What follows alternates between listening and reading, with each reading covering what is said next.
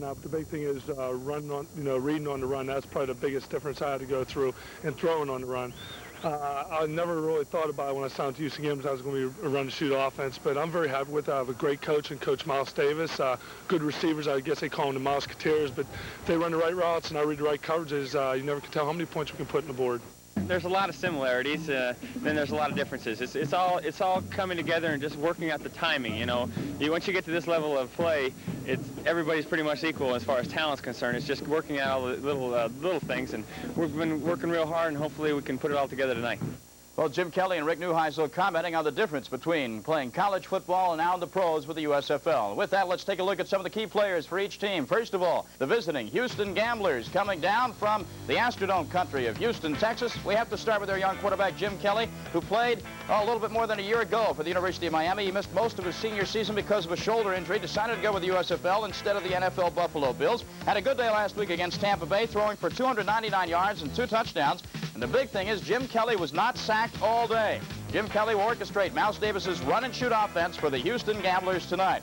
In the backfield, look for Sam Harrell, number 29. Harrell, a 4-year pro with the Minnesota Vikings, drafted on the 11th round in 1980 from East Carolina. He was hampered by injuries throughout his NFL career. He was cut by the Vikings in training camp of '83, but now he's starting for the Houston Gamblers. Harrell was the leading rusher for the Gamblers last week. And their head coach, Jack Pardee, of course, was the head man in the NFL with the Washington Redskins and the Chicago Bears. For the homestanding San Antonio Gunslingers, young Rick Neuheisel, the rookie out of UCLA, last week against New Orleans Breakers, Rick threw 16 out of 26 for 174 yards, a former walk-on at UCLA where he led them to a Rose Bowl upset of Illinois on January 2nd. But Neuheisel was sacked 5 times last week against the New Orleans Breakers. Even so, he completed 61.5% of his passes. Then there's young defensive back Peter Rayford, a rookie from Northern Michigan. Had a big day last week against New Orleans. Rayford returning a fumble kickoff for a touchdown. Watch it now as the New Orleans man comes up the field, crosses up the football. Rayford says, "Give it to me." This was a touchdown for him. He also had 2 interceptions on the day. And the head coach of the San Antonio Gunslingers, former head coach at Texas A&I, Gil Steinke. Texas A&I Javelinas were a great power for years in the NAIA ranks. So there you have a look at some of the key players and personnel on the sidelines tonight for the Houston Gamblers and the San Antonio Gunslingers. We're about ready for the shootout to begin at Alamo Stadium. Let's go to Jim Simpson and Paul McGuire.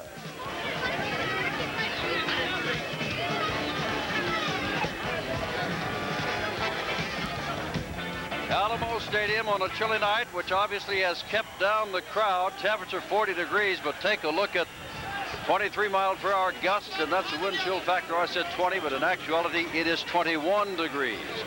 Jack Pardee, coach of the World Football League, coach of the Chicago Bears, the Washington Redskins, and now the coach of the Houston Gamblers. They lost their first game, remember, to Tampa, in a game they thought they should have won. 20-17, Tampa Bay won it, and it is Houston that will receive, and it is San Antonio's Nick Mickemeyer that will kick off. Johnson is the deep man for Houston, and hold it. The ball has blown 8 yards up the field off the tee. Well, we were right on the winds, and we're right on the wind chill factor. We got back there with Johnson. We also have Mark Rush, number 49, and number 34, Calvin Eason. Hold the ball for Mickemeyer. Nick got a temple and 11 feet. And now this first game between 2 Texas teams is underway, and this is Richard Johnson. In the end zone, fumbling, he'll bring it out. He's got a lot of speed, and he's got an opening up the middle and gets across the 20-yard line to about the 21. Where the tackle was made by Mike Hagan, a running back. Here comes Jim Kelly, University of Miami. Their stats for last week: 24-41, 229 yards, 2 touchdowns, a couple of interceptions. But what he will remember is that he overthrew a man in the end zone on some occasions. Not a deep passer last week at all. They eat away at you. And remember, they've got 4 wide receivers. That is Sanders in motion. Here's Kelly going to run with the football. That gets out to about the 25. Before Canna, number 65, makes the stop. Kelly, the quarterback. Harrell, I should say, is the fullback. Former Viking. Now listen to this. Sanders, Johnson, Moser, and McGee are all either wide receivers or what they call split backs. Rogers and Robinson the tackles, Boucher and Searcy the guards, and Frank Khalil at center. McNeil is now coming, number 13, out of Baylor, the rookie. Only weighs 140 pounds. He's split wide to the left. He can fly. Kelly on second down, pumps one, puts it across the middle. Ball is up for grabs and knocked away by Putt Choate, an inside linebacker. Defensively, Mike St. Clair, Gary Johnson, Tommy Tabor, Ken Gillen, the front four. Two of those are ends, one a tackle, the other a nose. Your two inside linebackers, your real linebackers, Rick D'Amico, 51, Putt Choate, 55. Now you get to the outside linebackers who are really defensive backs. Larry James on one side, number 24, Jim Bob Morris on the other, 28. Your corners are Peter Rayford, number 20, and Vance Bedford out of Texas, a rookie, number 41, and Mike Omer starting at safety. Third down and 5 to go. And Kelly to throw again, and there's nobody over there. An inside route taken by Greg Moser, and Kelly's throw went to the outside. I think number 2, Richard Johnson, ran the wrong route. He ran to the inside as opposed to running to the outside. I'm not going to be surprised now with the defense flooding, Jim, to one side that they're going to start doing some screens. And now to kick the ball away, Dale Walters, a rookie out of Rice. As you take a look at Marcus Bonner out of Texas A&I. The end of the wind, Bonner goes back to about the 33 and gets to the 35, 36-yard line. And for the first time, we will see San Antonio take the field. Rick Neuheisel out of UCLA, a rookie, had 10 straight completions in that Rose Bowl win over Illinois to set a bowl record, number 7. Mike Hagan, 34. Don Roberts, 43, your running backs. Linnell T, 80. Danny Bruggs, 88, your wide receivers. Joey Hackett, the tight end, number 81. Lee Spivey and Ralph Williams, the tackles. Rich Garza and Arlen Thompson, the guards, and Greg Davidson, the center. From the 36, no score, first down, San Antonio. Let's go. Get some pressure in his face. That's Roberts in motion. And here's Neuheisel throwing it out here. Caught by Roberts. And he's got about 8 or 9 yards. Ricky Young, an inside linebacker, number 58, made the stop. Your front three, Pete Caton, been with the club, but he could not play until after his CFL contract ran out. Number 77, Tony Fitzpatrick, number 62, Cleveland Crosby, 78. Your linebackers, and these are legit. Andy and Mike Hawkins, 59 and 57, they are brothers. Ricky Young, 58, and Kiki Diala, 31. Your corners, Mike Mitchell, 35, Will Lewis, 24, Donald Dyke, 23, and JoJo Heath, also down from Canada, 32. Your safeties. That is Fee in motion, and this is Roberts carrying the ball, trying to get the first down, as they win about a half a yard of the first down. Hawkins, Mike Hawkins, made the stop. Andy Hawkins had 14 tackles last week against Tampa Bay. Third down and short, about a half a yard. This is a very interesting defense with this 3-4. And when you were talking about Pete Caton came from Canada, they got him, wanted him for one reason, because this man can rush the passer. Third down and just a few inches to go.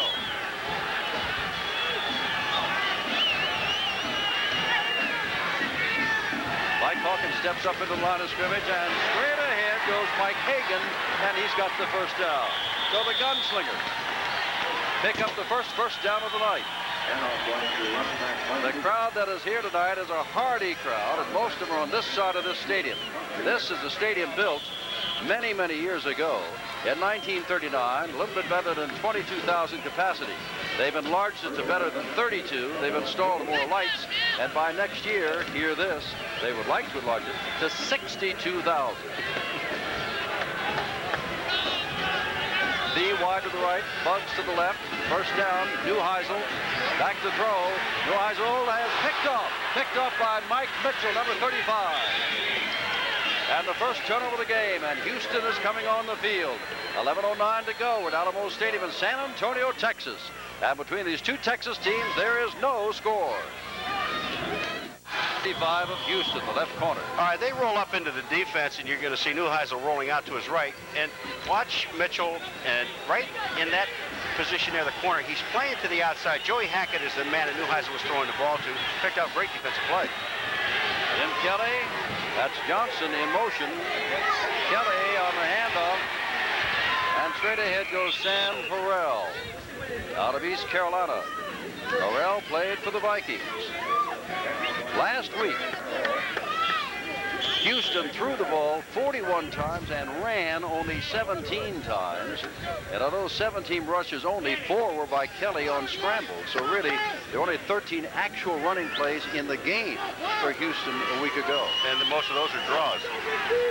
Second down and about 4 to go from the 45-yard line of San Antonio.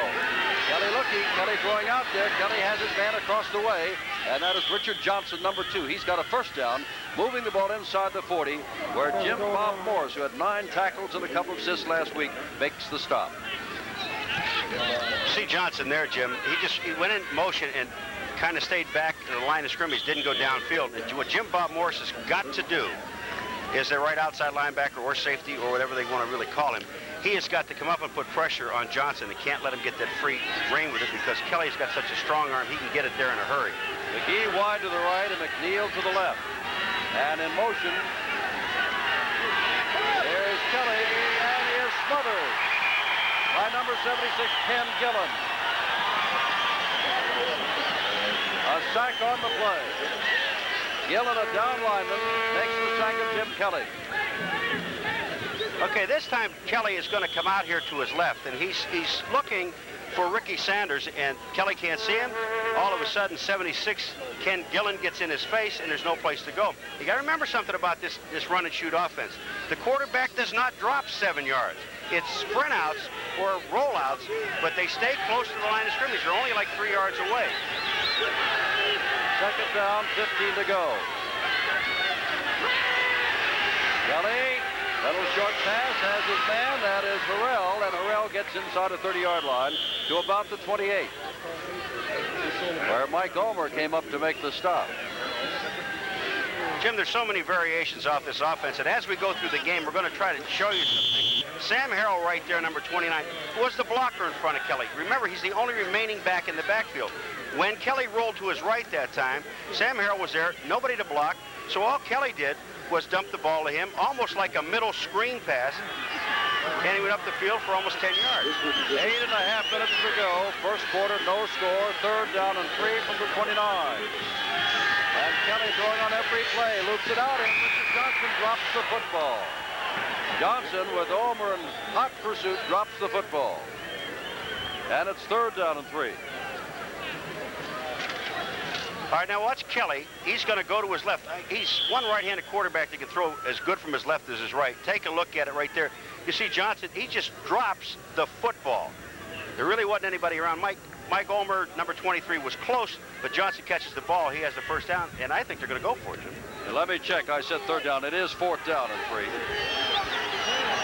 As Moser goes wide to the right, they haven't thrown to little McNeil yet. Merrill's out here on the left side. Johnson in motion. They're going to go for it on fourth down. Kelly puts it across the way, and it is broken up.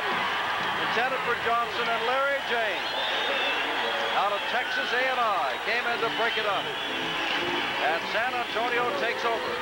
They couldn't do anything with the turnover. Houston fails to get some points. No score midway through the first quarter.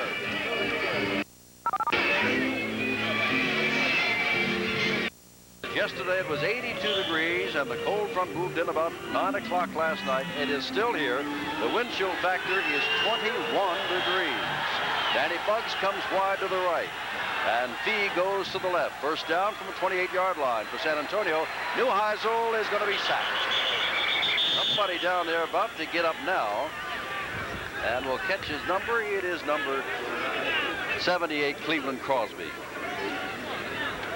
A loss on the play back inside the 25. Give him a loss of 4. Second down and 14.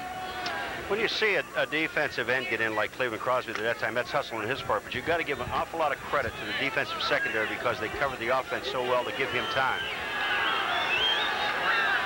Second down, 14. Neuheisel. And that is Marcus Bonner, not going very far at all. He is the kick return man who carried the ball 4 times in the loss to New Orleans. Andy Hawkins, but all those tackles against Tampa Bay made the stop, along with Tony Fitzpatrick. That's Tony Fitzpatrick, drafted on the 7th round out of Miami. Howard Schnellenberger of the championship Miami team called Tony the Rock of the Miami defense. 3rd down and 14 to go. Stamper is now in. Scott Stamper out of Fort Lewis College in Colorado, number 30 in the offensive backfield, along with Marcus Barner, number 21. Neuheisel with a long count. And is going to throw on 3rd and long. Neuheisel puts it out here. He's got his man. And there goes Lionel Fee. Fee is going to score. Touchdown, San Antonio. 76 yards. Laid it right on the money. Jim, maybe, but maybe I might have been able to hit Fee with that touchdown pass, because there's Coach Stanky. He's happy. But I'll tell you one thing now. He was wide open. Absolutely nobody on him. Donald Dykes was the man that ended up chasing him. But Mike Mitchell, the left corner, just let him go. Mitchell is the one that had the interception moments ago. Failed to get it on the coverage there. And Lionel Fee made his 2nd catch of the year in this young season and his 1st touchdown of the year. 76 yards. And then to add the extra point is Nick Mickemeyer.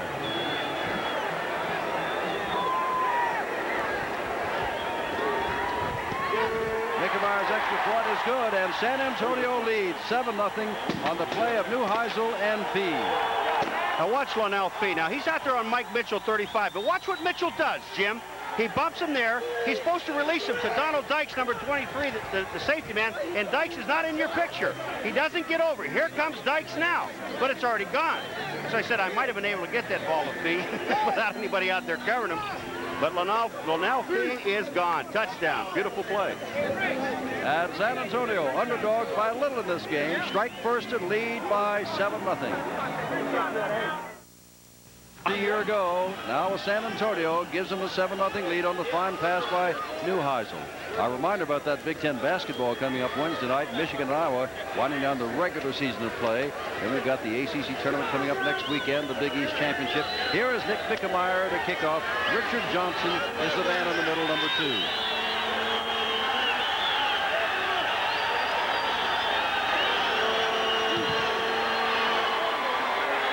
Johnson at the 4. 15. And gets out near the 30-yard line.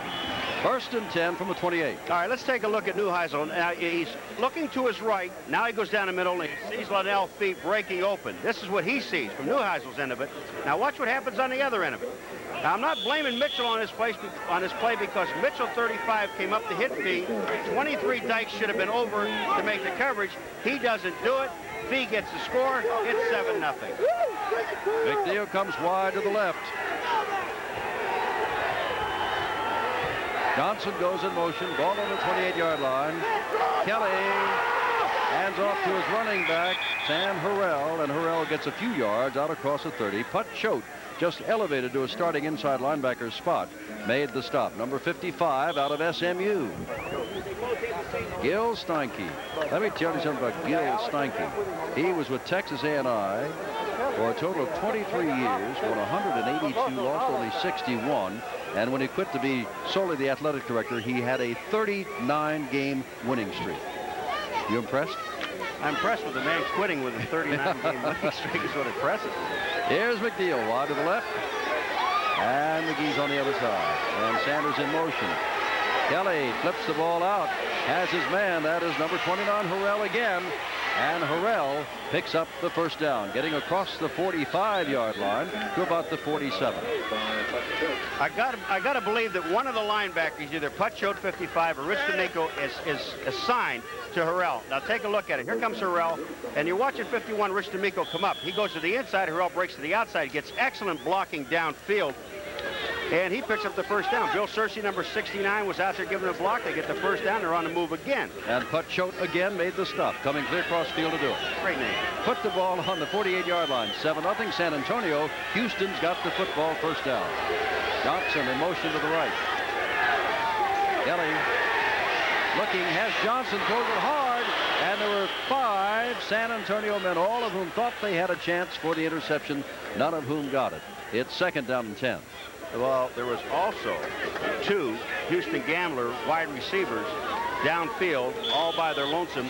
Moser and Sanders were downfield, and the only guy that was with him was number 20, Peter Rayford. Well, Neuheisel, Paul, 1 week ago, his longest pass was 24 yards. He's exceeded that now with a 76-yard touchdown play to Fee. Kelly's longest was 21 yards last week. Second down and 10 from Houston's 48. They're going to put 2 wide receivers on each side. Kelly back. Kelly has a man open across the way. And he caught the football. That is Scott McGee, number 88, out of Eastern Illinois. Some people thought he might have trapped it or been out of bounds, but moved the sticks. Houston has moved the ball inside the 40 to the San Antonio 39. That almost looked like a shot put pass to McGee. Kelly came out there, and all he wanted to do was make sure he got it there. And a lot of times it's going to happen. The ball won't get there or will fade away. You still have to not throw it hard. That's something Kelly has to learn. And you've got to be able to take a little bit off, but they still picked up the first down. First quarter in frigid San Antonio, Texas. 7-0 San Antonio leading. Sanders the man in motion. And Kelly, the blitz is on, and they dump it out. Oh, what a play made as Harrell got the ball. He was snowed under by Put Choate, number 55. Jim, this thing might go for a touchdown if Khalil, number 67, blocks Put Choate. Watch it here now. There's Put Choate there, but Khalil is down the field in front of him. All he had to do was turn back and hit Put Choate, and they'd have still been running. That would have been Harrell. 4:28 to go in this first quarter. Second down and 10. Jim Kelly, a number 1 pick by the Buffalo Bills, but instead with Houston. Second down and 10. That's Sanders going first one way, then the other. 4 wide receivers, remember, nearly at all times. Oh, look at this. Kelly trying to figure out whom to throw to. Good move by Kelly, and he's going to pick up the first down, I believe. Oh, is he upended across the way by guess who? Put Choate, number 55. Kelly's got to learn to get out of bounds, get out of the flags. Flag down. Jim, look at this with Kelly now. He's waiting for someone to get open. Good play in the defensive secondary. Harrell, number 29, is going to be outside. The blocking's there. Now, Kelly's going to break up. Here's where you just go out of bounds. Don't sacrifice your body. Number 55, Put Choate, takes him at the knees. And this is the easiest way I know to get a knee injury, folks. And this is a penalty against San Antonio, moving the ball down to about the 15-yard line. Personal foul. Unnecessary roughness, number 51, late hit. First down. Rich D'Amico, first down at the 15. That was Tom White, the referee. The umpires, David Foley, Hayden Terry, the head line judge. The head linesman. Line judge, L.T. Bonner. Back judge, Bill Lang. Joe Weichwein is the side judge, and the field judge is Morton Naseska. 7-0 San Antonio, but Houston is on the move.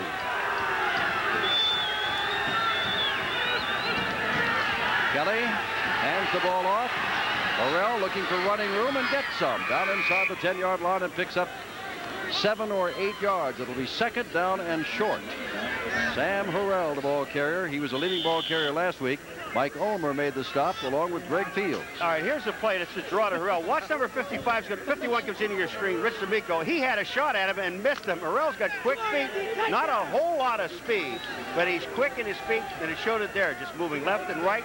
And D'Amico gets on the ground. That had to be a late call, Jim, because that play with Kelly was already out of bounds, with D'Amico ended up in the bench. That's right. We were already in a replay. Greg Fields is now in 79 on that last tackle. He also is out of Canada. We'll tell you about him later. There's a little flick out here to Harrell with lots of room, and does he get the touchdown? Apparently not. Just short. Greg Fields, 6'6", 265, wearing number 79. Another one of those who played in Canada before going up there. Well, here's Fields. All right, take a look at this thing to Harrell. Kelly's going to throw the ball. It's all the way to Harrell. But watch Put Choate. He's got 2 blockers out in front of him, and he saves the touchdown. And coming up for the hit, there's Peter Rayford. I said that Fields played in Canada. I think he wished he had, because he's the one that clocked John Hadel, the head coach of the Express, and they released him, and he was picked up by San Antonio. With Gil Steinke saying, remember here, don't hit the coach. That's right. You hit everybody on the other side of the field, and you leave the coach alone. To tie the ball game, Houston looking to move in. Ball handed off to Harrell, and Harrell, they have not given him that touchdown yet. San Antonio rises up, and now they put up their hands. Touchdown. Late call, but you can see the ball over the plane of the line, and the officials came in and made sure that they had reached there, and Harrell makes it 7-6. Well, Harrell deserves a touchdown because he brought the ball most of the way down here. Here comes Harrell. He's just following over the right-hand side of the line over Searcy and Robinson. And there's Harrell. You see the ball. Now there, the ball looks like it may not be over yet. He might have been shot forward a little bit while they came in. Think about that? You're allowed to do that if you don't get caught, you know. Here's Jeff Brockhouse to try to tie this game up. Brockhouse's kick is no good. He does not tie it up. It is 7-6 as Brockhouse misses the extra point. It's 7-6.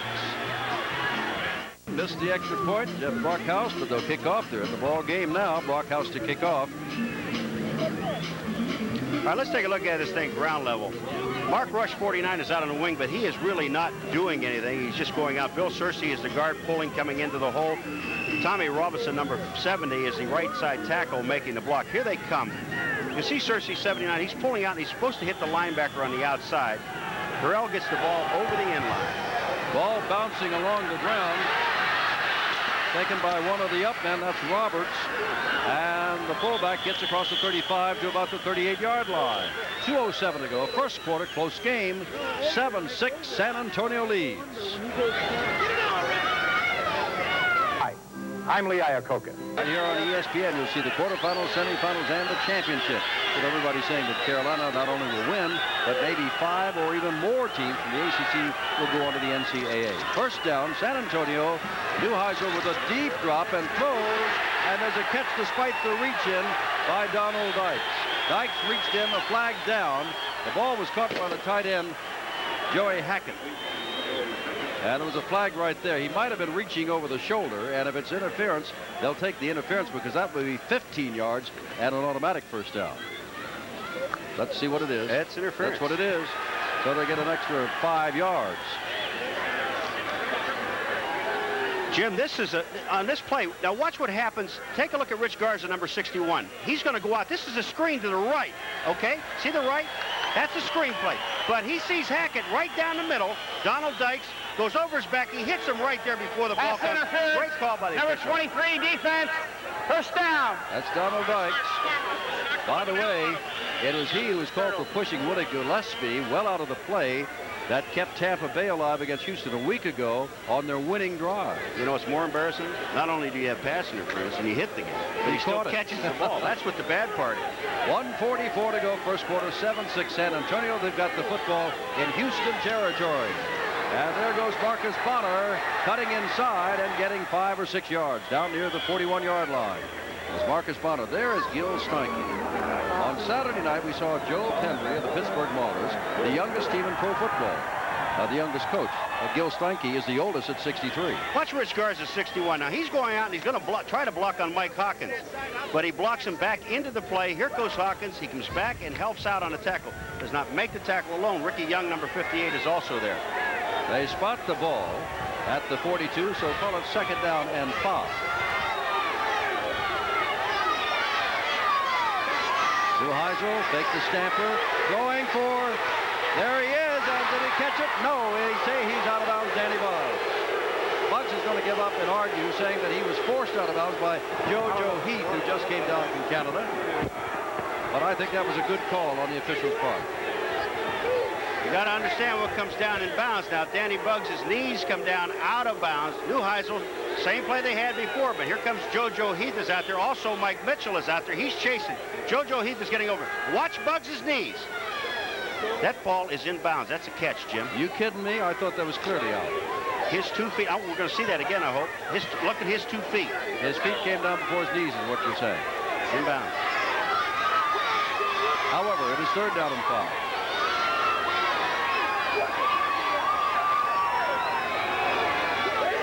Neuheisel rolling now. He can run for it.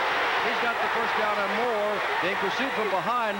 And look at the speed of Pete Caton, number 77. Another end that just joined them from Canada.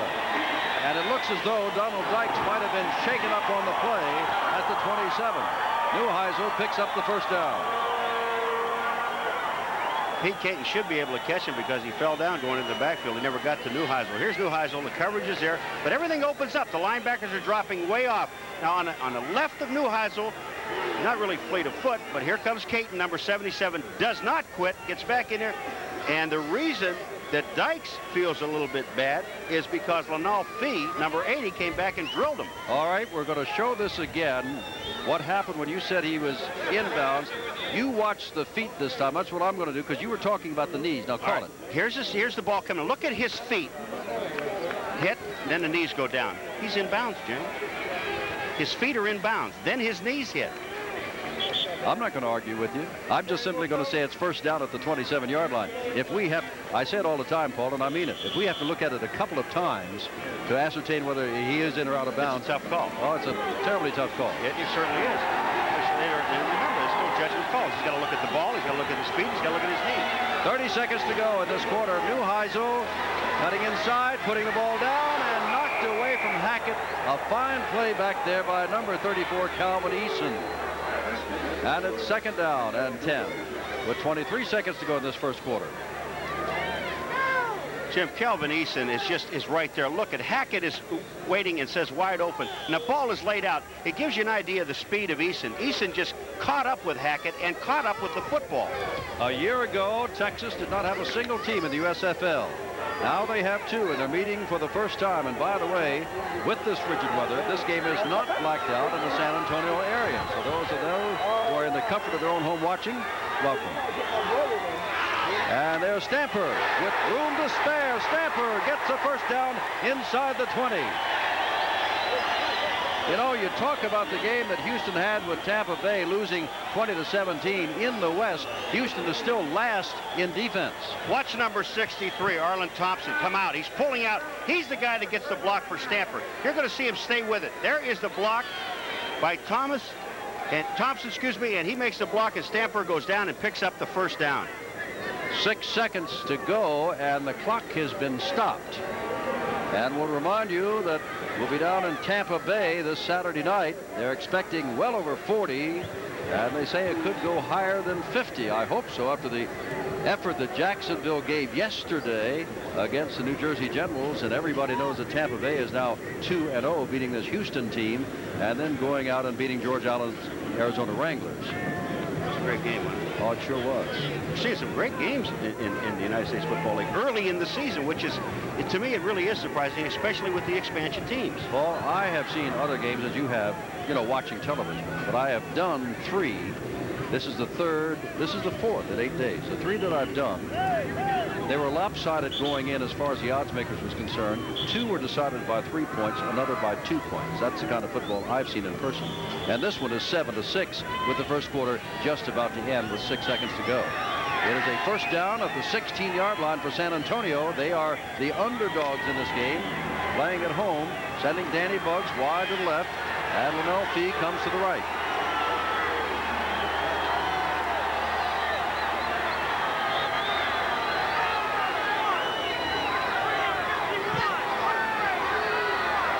Seconds on that shot, that play clock, but he gets it away. Neuheisel drills the ball in the middle of many people, and can you get up? Lanal Fee. Or is it going to be a little bit of trouble for JoJo Heath to get up? That was quite a collision. Mike Mitchell, JoJo Heath, and Lanal Fee all rammed together, a little like an infielder going out, the outfielders coming in baseball. A dangerous play. All 3 converged. And they're down 2 of the 3. You want to talk about hitting in professional football or any football?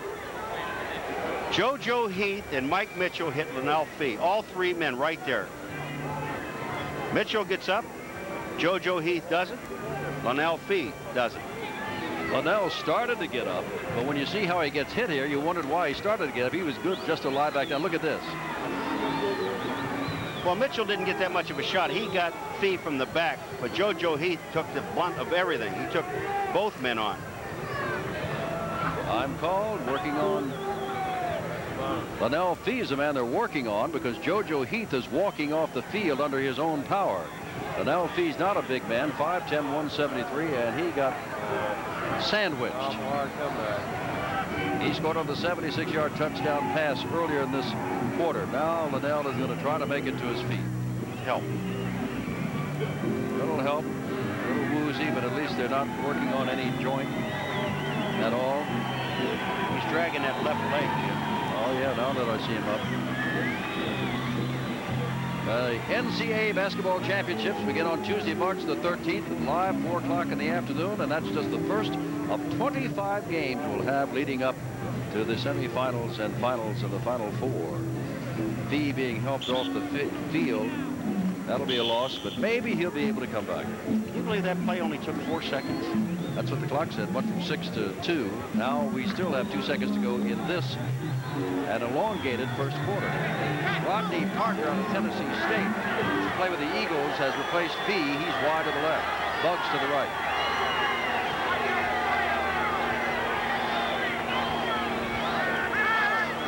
Second down. Neuheisel got a run. Never get far, but everybody was double. They only had 2 wide receivers in the end zone. A tight end Leonard made it there as the quarter ends. And an exciting quarter it's been. San Antonio leads by 1, 7-6. They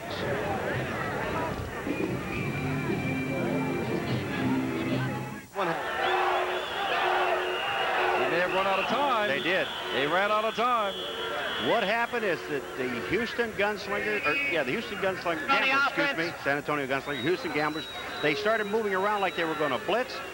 Neuheisel called an audible. Roberts, number 43, moved over. By the time he got there, time ran out. But the interesting thing in this is you go to the sidelines, you call a play.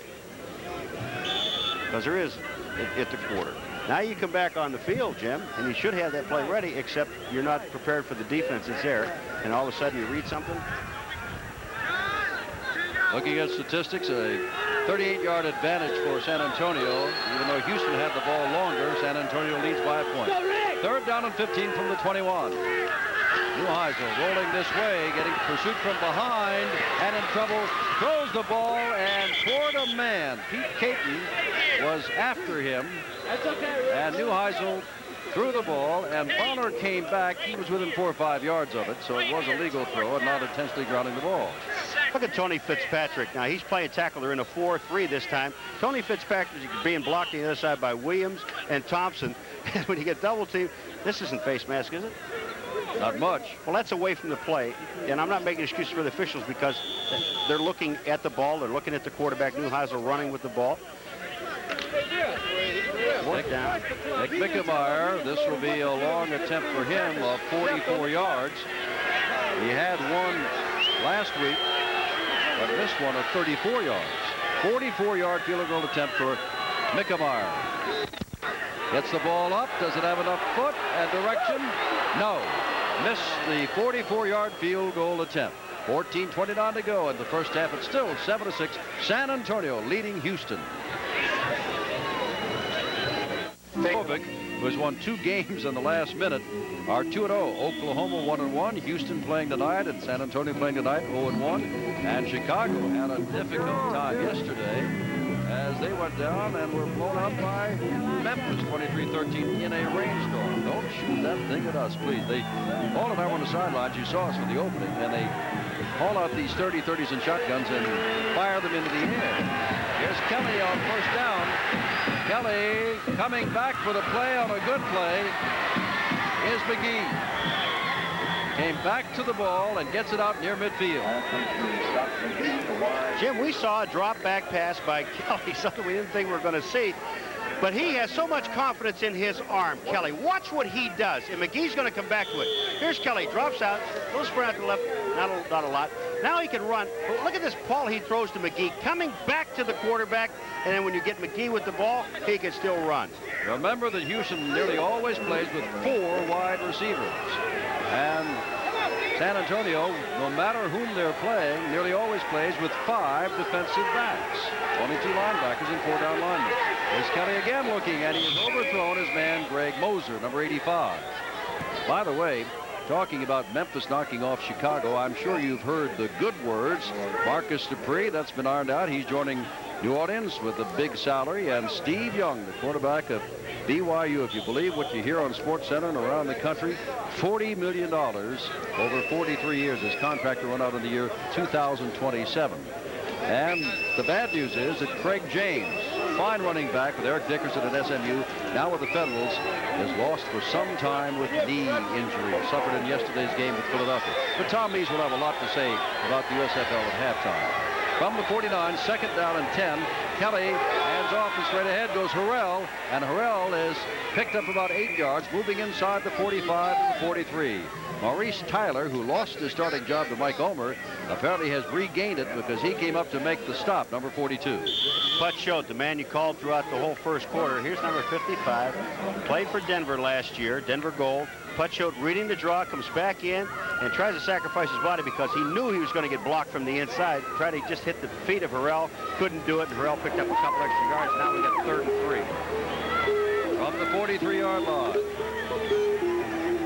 of San Antonio. Again, McNeil, the little 140-pound speedster from Baylor, is wide to the left. But again, they hand the ball up to Harrell, who's looking for that first down and gets it inside the 40-yard line. Wrestled down at the 37-yard line. Houston has controlled the ball. Houston has moved the ball, but they're down by a point. Maurice Tyler again made the stop. Remember I talked so many times about guys keeping their feet moving? Now, Harrell doesn't have great blinding speed, but watch his legs. Just watch the legs of Harrell on this play. He's the man that picks up the first down. Keeps his legs moving, keeps driving the whole time, and then finally Tyler makes the tackle, but he'd already made the first down. That just hits up 100% football. Linnell Fee has been taken to the locker room. Word we get is it is his left knee. Nothing definite on how bad. That's Johnson in motion. Coming back, there's McNeil, a little 140-pound speedster. He can fly and he may have the first down. Inside the 35, inside the 30, down to about the 26. Jim, I talked about Harrell not being extremely quick, but great feet, movement. Here's the difference. This is McNeil out here, number 13, comes right to the quarterback, a little slip screen to the outside to the wide receiver. Now watch him move it. Right now he starts hauling. He's looking for his block to the outside. It's Frank Khalil, number 67, and he picks up almost, well, they're going to measure. By the way, he has it. We're talking about McNeil out of Baylor, as you can see there, 5'8", 140 pounds. That's right, 140 pounds. But he was an All-American at Baylor and set every single Baylor receiving record, this 140-pounder. Now a rookie with Houston. But not only can he catch the ball being out there by his lonesome, you send him across the middle, and I guarantee he'll catch the ball. Well, Linnell Fee wishes he weren't across the middle that last time. He's in the locker room after that collision with the knee. First down, as you saw, and placed the ball at the 27-yard line. 11:45 to go in the half at 7-6. Houston trails. Houston's got the ball. Harrell is having a big night. They keep handing the ball to him, but he's not going to get away with this one. He's going to lose a yard, perhaps. Gang tackled, nothing inside. He moved to the outside, and Jim Bob Morris and Peter Rayford came up to make the stop of Harrell. Peter Rayford, by the way, good cornerback, had 2 interceptions and a fumble recovery for a touchdown in the opening game against New Orleans. But his real name is James Edward Rayford. How come Peter Rayford? His grandfather called him Peter Cottontail. And so everybody started calling Peter Cottontail, and became Peter Cottontail Rayford, and then Peter Rayford and James Edwards on his birth certificate, but no place else. He signs with Peter. I don't want to tell you what my grandfather called me. From the 28-yard line. Second down, 11 to go. Sanders in motion. And Kelly dumps it over the middle of Harrell, and a fine play there by Rich D'Amico. Number 51, charged earlier with a personal foul. This time comes in and makes a clean and good tackle. Put Choate and D'Amico, they're going to be all over the field all night long. They're 2 very fine inside linebackers. Here comes Kelly now. And this is that screen play. You see Harrell coming right up in the front, and Kelly's going back looking for Harrell the whole time. Kelly gets out of there, throws the ball away, and now you're going to see from this level Kelly going out, and now he's going to throw it to Harrell, and watch Rich D'Amico come in. Bang, and he's being blocked. He also makes the tackle. Third down, 11. Johnson, man in motion. Kelly, look out, Kelly. He dumps it off the hands of Harrell. It's 4th down. And San Antonio has held him again. And guess who? Put Choate was the man that came up to hit Harrell. And it was St. Clair that was after Kelly. We're doing the Putt Show, Rich D'Amico show. Sinclair is going to put the pressure on Kelly. This play takes a long time. Remember, the defensive secondary, they're covered. Now, Kelly's in trouble, so he's going to try to dump it out here to Harrell. Watch Putt Show. He's right there, 55. And now a 45-yard attempt to be made by Jeff Brockhouse. He missed a point after touchdown. Todd Dillon, the reserve quarterback, to hold. Brockhouse is right in front, and he may have this strong wind mostly behind him. But I don't know if it's going to get there. It's going to get there and off to the side only. And that's a second missed field goal, one for each team. The score remains the same. 7-6, San Antonio.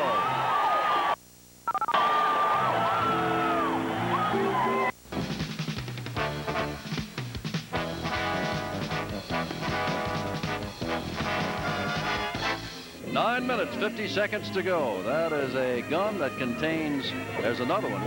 Blanks, of course, thank goodness, but they love to have you just walk by looking and saying, hey, look out there to feel, and then pull the trigger behind you. You jump about 83 feet. Happened to me about twice down there today. 7-6 Houston, and San Antonio is held and takes over on its own 28-yard line. Little to choose. The only difference, each team has missed a field goal. The only difference, a missed point after.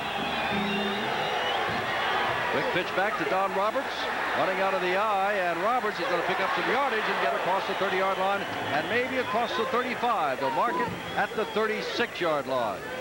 Don Roberts. Jim, you want to see what a linebacker looks at when he's going down the line, stringing out a sweep? Here comes Mike Hawkins, 57. Young is right next to him, 58. He's stringing it out, and all of a sudden he gets blocked by his own man, Donald Dykes, number 23, runs out of room. A gain of 8 at a second down and a long 2 yards to go.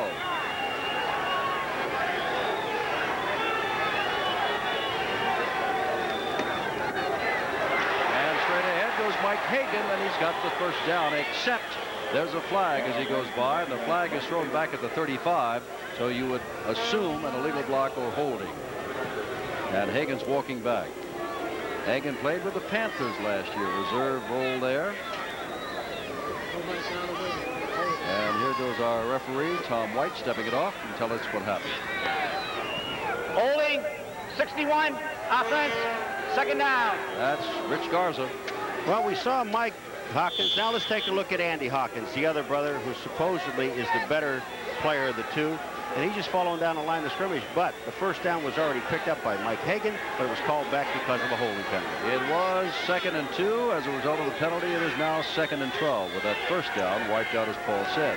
Neuheisel on 2nd and 12, dropping back, putting the ball way out of bounds, way over the head of Danny Buggs. And it's 3rd down and 12. We just saw Kelly on that last drive, Jim. He was throwing a pass to the outside. The man was covered, so he threw it out of bounds. Now we're seeing, on this perspective, we're seeing Neuheisel throw the ball away. The young quarterbacks are learning. They're not getting sacked. They're throwing the ball away when there's nobody there to receive it instead of the interception. Neuheisel said when he saw Walton throwing for New Orleans, he said, I learned more from the sidelines watching him almost than I did in playing in the game. The way he gets rid of the ball instead of eating it and getting all those sacks. 3rd down and 12 to go. And on 3rd and 12, they send Hagan straight ahead, and he gets nothing. And they'll have to kick the ball away. There is a strong wind. The wind chill factor is 21 degrees. And the punter, David Pryor, out of USC, will be kicking into that wind, standing back on his own 11-yard line. 9:15 to go, first half.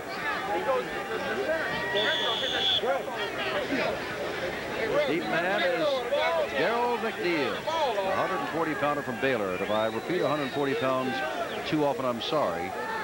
But he is small. All 10 men coming. The rush is on. And the kick is a poor kick. But let's see what he gets out of it. It's going to be a poor kick for him. So it'll go out of bounds. That is a net kick of only about 17 or 18 yards. 8:51 to go. It is still 7-6 San Antonio, but Houston with outstanding field position. From Miami, Florida, the featured bout, a lightweight 10-rounder, Juan Arroyo and Arthur Clark, here on ESPN. First quarter, 76-yard pass play. Amelfi took it in, but he has since hurt his knee. Arrell ran it over from inches out. The extra point was no good, and that's where we are 7-6 with 8:37 to go here in the second quarter. From the 48 of San Antonio, Kelly throws the ball and throws it behind and in back of number 85, Greg Moser. That 18-yard kick just took the ball out to the 47-yard line. What a poor kick for San Antonio. And David Pryor, who is a good kicker, averaging 42 yards a punt. Just watching Kelly go back to the huddle, Jim, and he's practicing with his arm. I know the young man has a strong arm, and he has a lot of confidence in it, but you still don't throw to a man when there's 3 people on him. Well, one is youth, the strong arm. The other is youth, throwing where you got about 3 people on him. Yeah, oh, he's in trouble. Deep trouble. And sacked all the way back to the 45. Remember, the line of scrimmage is the 47 of San Antonio. So that is a loss of 8 yards. It is third down. Frank Case came up to make the sack. Another Penn Stater. Jim, you know, I talked so many times about the sack. Frank Case gets the sack, but take a look at this offense. This run and shoot is supposed to be designed to throw a short pattern. Kelly, all of a sudden, there's nobody to throw short because the defensive secondary, and I'll keep giving them credit, they're the ones that really cause sacks and gives Frank Case enough time to get to the quarterback. Jack Party's team favored tonight, not by much. They're trailing, not by much, a single point. Third down. 18 to go. Kelly standing back there, moves the ball out, has his man across the way, and Johnson has the first down at the 35. And a flag is down back at the 45, either roughing the passer, I don't think it is, or holding, and that would nullify all of that. Let's just see what happens. There's a call on number 78, Mike St. Clair, I think. Well, they're coming back this way. To pick up the flag. No, the players are coming back. No, nope, now they're pointing the other way. You're right. Now they're going the other way. Everybody turn around and go the other way. And this is where he was hitting or doing something or face mask or whatever with one of the offensive linemen because the quarterback no longer was there, I don't think. Tom White. Rest in the face mask after the completed pass. Number 78, tackle on penalty, first down. Attack it on. Mike St. Clair. That moves the ball down to the 30-yard line.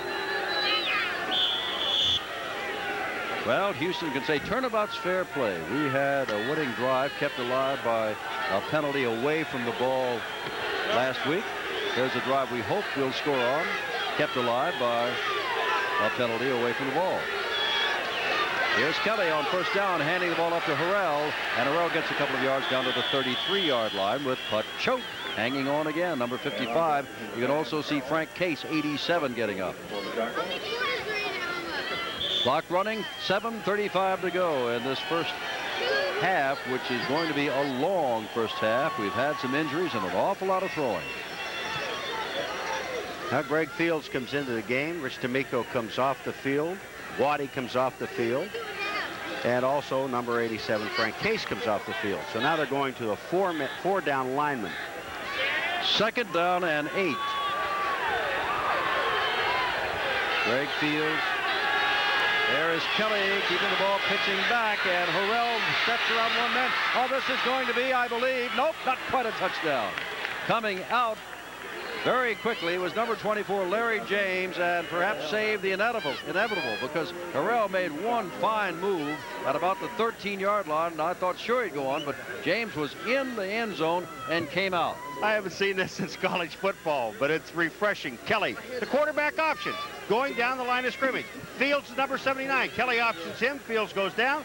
There's Put-Choate coming over. He can't get to it. Bedford's the man that misses Harrell. Harrell's there. And coming out of the end zone, Larry James, number 24, to save the touchdown. First and goal to go. Put the ball on the 1, and Kelly takes it for a touchdown. And Houston goes ahead. Set back as they were by a sack. Kelly scores from 1 yard out. With 6:19 to go, and the boos are not for San Antonio, but for officials. Well, you don't want to wear those striped shirts. No matter what you do, somebody's going to boo. They're going to go for 2. Just watch the hit that Kelly takes after he goes over. Rich D'Amico and Put-Choate came in and just hammer him.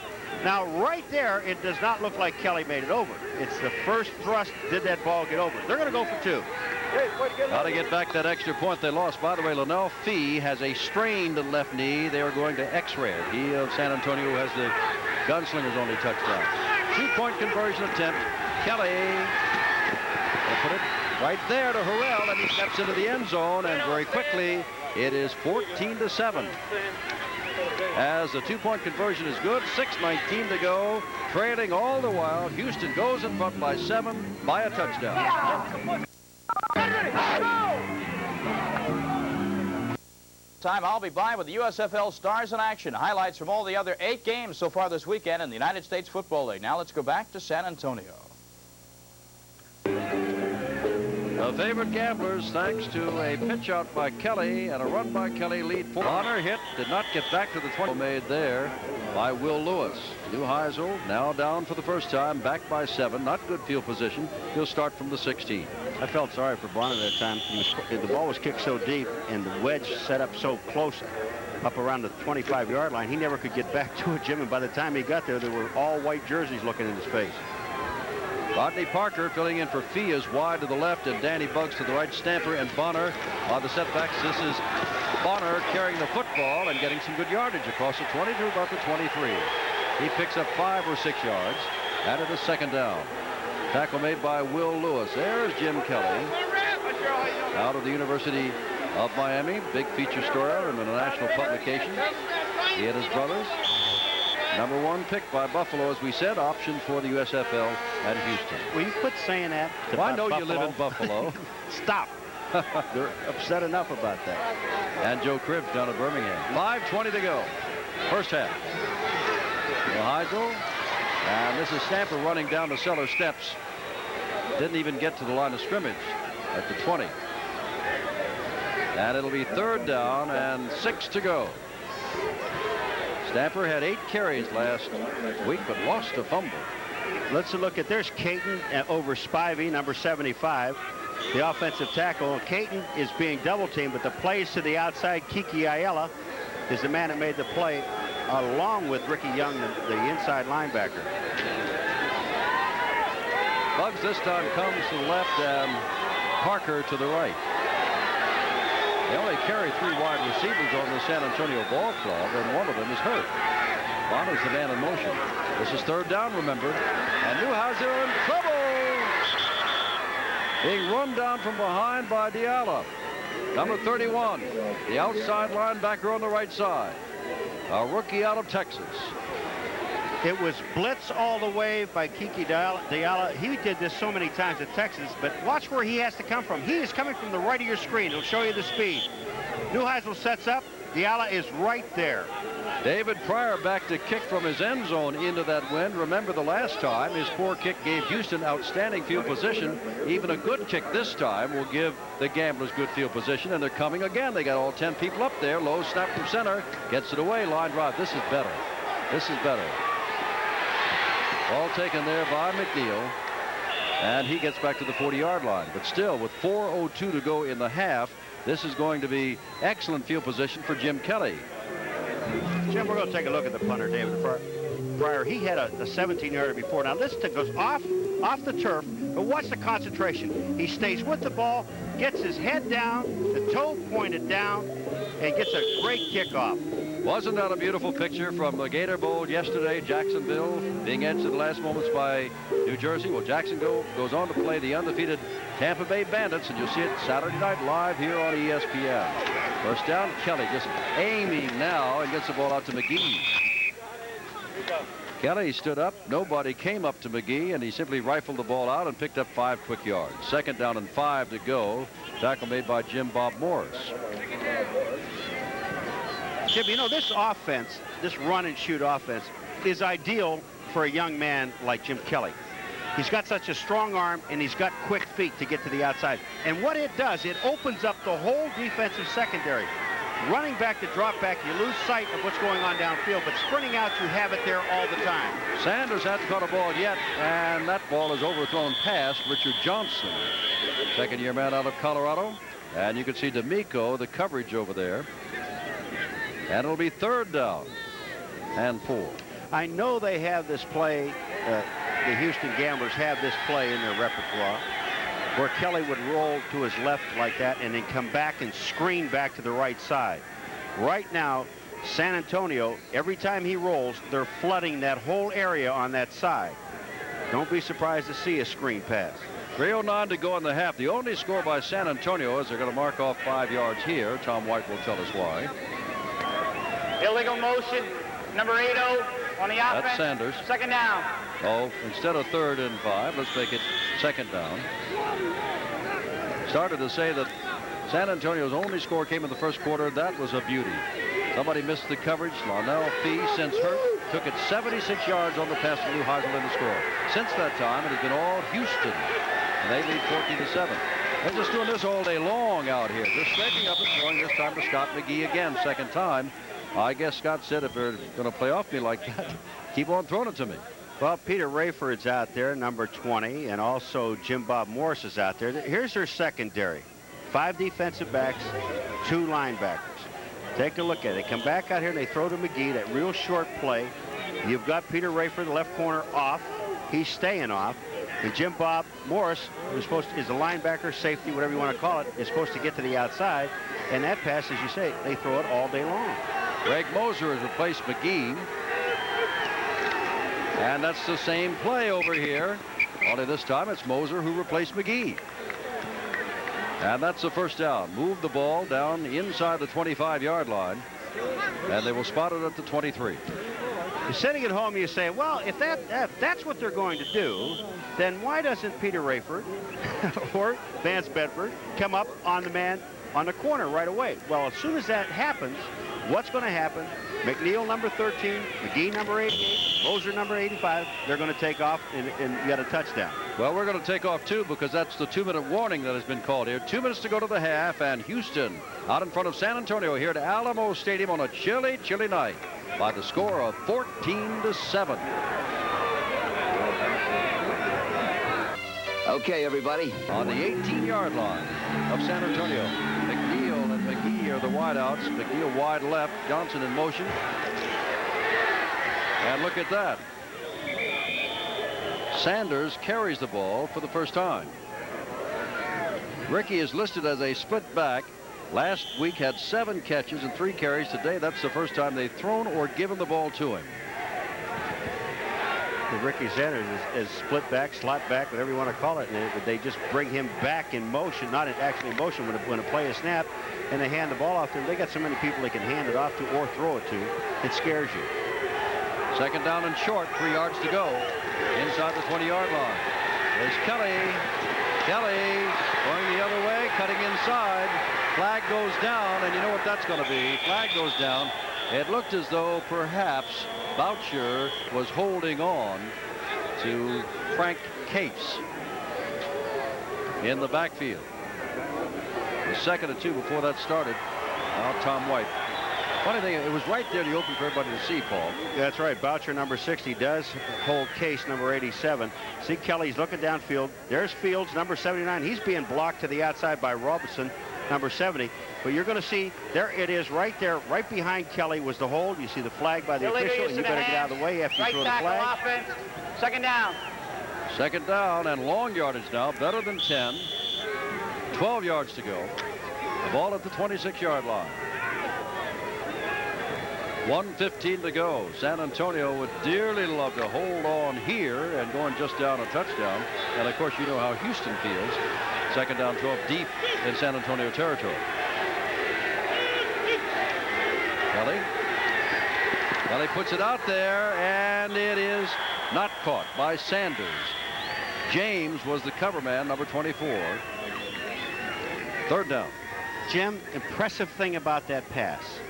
Kelly is rolling to his left, and he sets up. He sees Saunders going downfield, but he puts it right on his fingertips and right over top of the defensive man, Larry James. Look at the touch of this man. Here's the play. Watch where this ball hits. Over James and right on Sanders' fingertips. That takes a lot of practice. That's why he's a number 1 quarterback drafted by the USFL. 3rd down and 12 to go with 1:10 left. Neal wide left.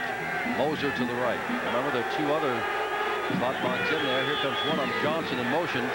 Kelly back now under pursuit, and he's going to be caught. Or is he? No, he gets away. Case is after him. He may pick up the first down. He's got the first down and is down inside the 10. Jim Kelly with a great individual performance and some neat open field running. Mike Ulmer finally put him down, but it's 1st and goal to go. You want to say neat open field runner? There's going to be some defensive guys that might smack you in the mouth. Watch these guys go running around, Jim. First, there's Hanna, number 65. Then Fields misses him here. Then you're going to see Gary Don Johnson, 66, is going to get make another miss. And number 87, who is Frank Case, he can't get to him either. And all those guys are laying downfield. Here comes Fields again for the second try. And finally, Ulmer, number 23, knocks Kelly out of bounds. 57 seconds to go. This ball game is all Kelly. Remember the last time they had the football, he had that option pitch out, which worked. And Kelly is a little winded. There's a fellow there by the name of Darrell Mouse Davis. He's talking to Kelly at his shoulder on the other side of him now. And that's why they call all of these wide receivers the Mouseketeers. Mouse Davis, among other things, used to coach Portland State. He sent 14 men to the pros, including a man who used this offense by the name of Neil Lomax, who went to the Cardinals. There's old Mousy, the man that Kelly's looking down at. And to his, Kelly's right, is Pardee. Mousy, now I see why they're all, Mousy's small. As people, he keeps saying about McNeil, 140. Yeah. I honestly, when I was born, I weighed 140. He had to go to work right away. Looked like a ball boy in the lobby today. First down and goal to go from the 5-yard line, and Houston would love to go in with a 14-point cushion over San Antonio on this frigid night at Alamo Stadium. San Antonio, the home of the Alamo. And one of the surprising things to out-of-staters is when you come to see the Alamo, you think it's way out in the country. It's right downtown San Antonio. Jim, we don't know whether Houston has 2 timeouts or not, because in the first quarter when San Antonio was driving, there was a timeout by a team, and we didn't get who it was for. 1 week from tonight, Washington having troubles out at Arizona. Want to now be there. Harrell gets down near the goal line. 2nd down. And racing in to call time. They have not yet stopped the clock. It's clicked off. It is still clicking off. 43, 42. 39. They're bringing a power offense in because they're taking all the Mouseketeers off the field. They've got 1 yard to go. Harrell is in the backfield along with Todd Fowler, number 46. And Harrell does not get it. Now time has been called. D'Amico made the play with 14 seconds left. Now what do you do, Paul? Why for it another time? Because as you said, we don't know how many timeouts they have because the scoreboard clock does not indicate it. Throw a quick pass to the outside. Watch Rich D'Amico, 51. We've been talking about D'Amico and Choate, but here comes Harrell, and watch the fill job right there by Rich D'Amico. Who's right behind him? Choate. Call time is actually a loss of a play. 14 seconds to go. 3rd and 2 on the 2, and Kelly again over talking to his offensive coordinator. Jim, you have plenty of time to throw one of those quick out patterns. He can roll to his right. You've got the fullback all the time, which is Harrell, number 29. And you've got your other receivers, or Kelly can run. But I think they may be out of timeouts here. It's not on the clock, so we do not know. They say that it was Houston's second, so they might have another one. Now here come the little people again.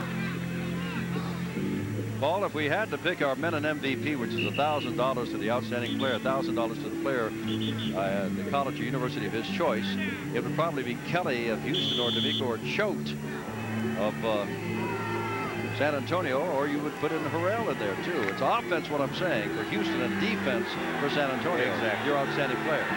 14 seconds to go. 3rd down and 2. Sanders in motion.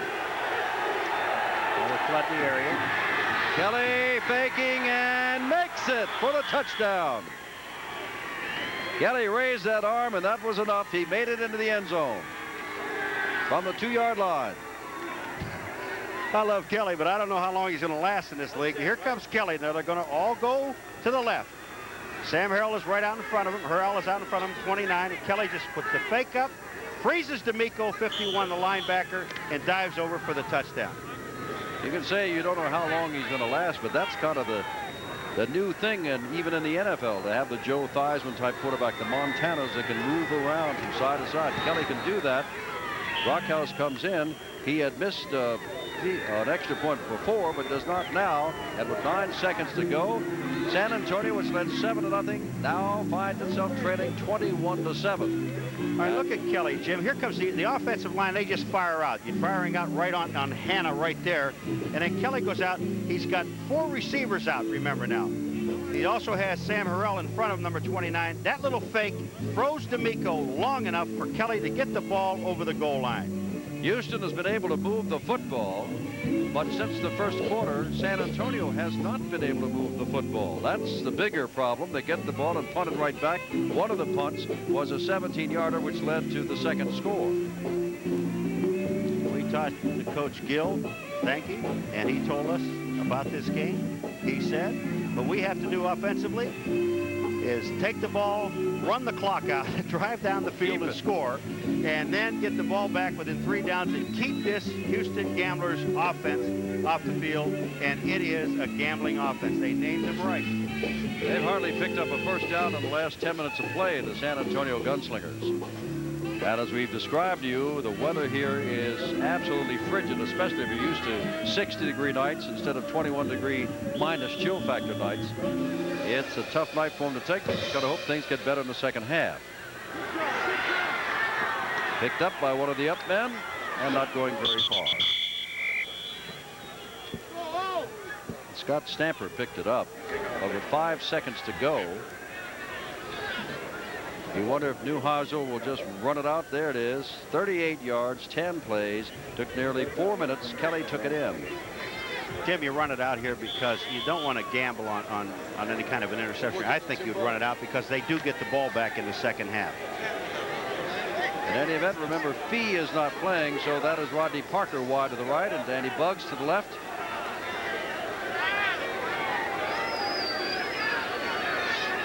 And Neuheisel's going to run it out. There goes Robertson. He's running very well, isn't he? But they'll play center field on him, and that's the end of the half. They burst by the line of scrimmage, but they were waiting for him. The half is over. The first quarter belonged mostly to San Antonio. Since late in the first quarter, it's been all Houston, and they lead 21-7 at the half. See this push button, folks? With a 21-14 victory.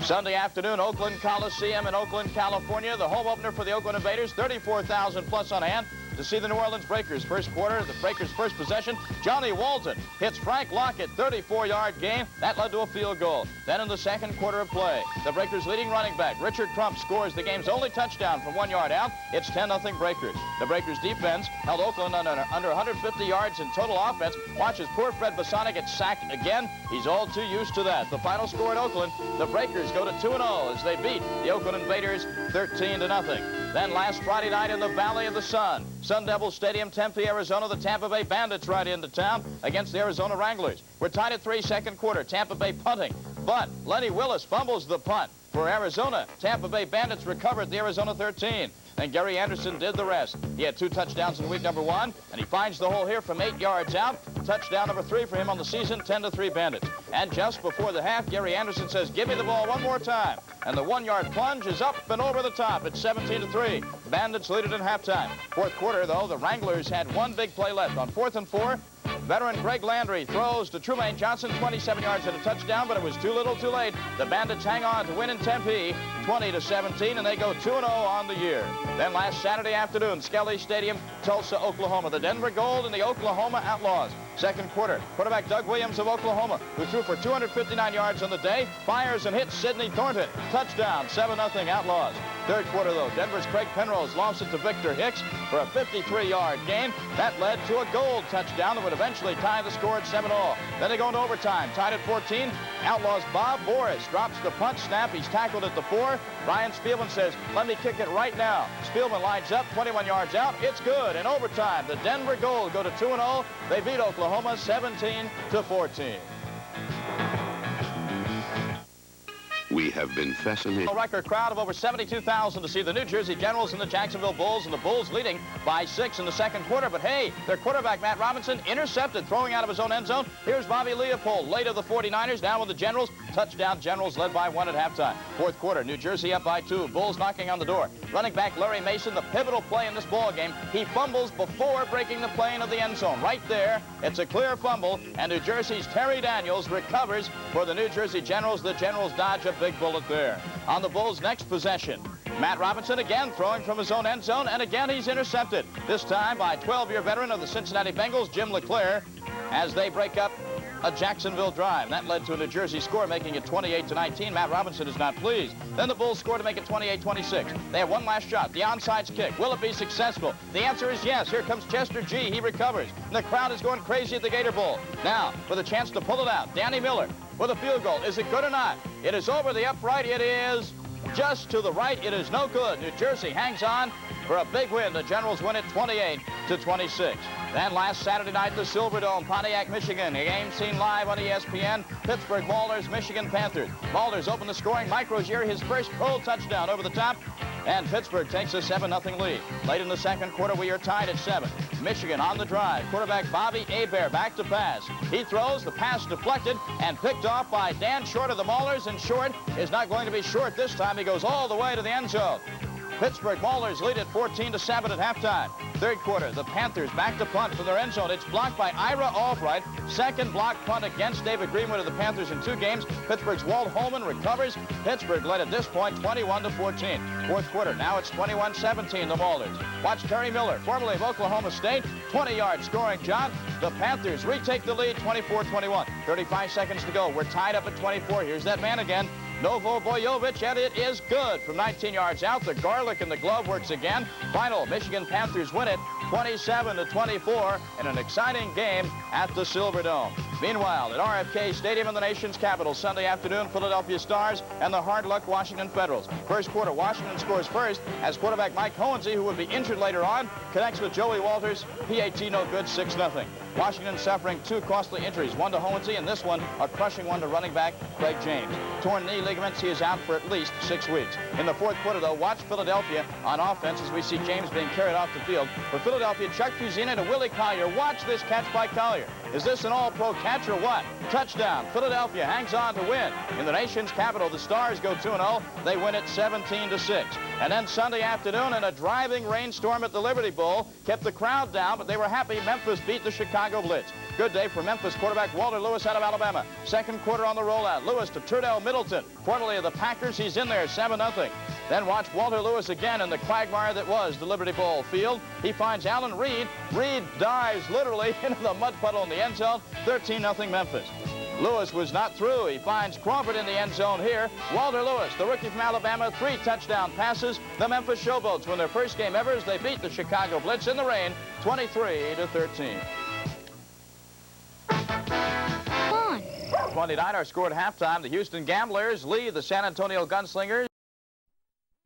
Breaking tonight out of Corvallis, the Oregon State University's basketball and football programs have been charged with 54 NCAA rule violations, including allegations of athletes using their skills for pay, selling complimentary tickets, and improper recruiting by coaches. The NCAA has asked OSU to respond to the charges by April 16th, and it should be noted that this situation will not affect the Oregon State basketball team for the remainder of this season or for any postseason play that they might be involved in. The university is now in the process of investigating the allegations.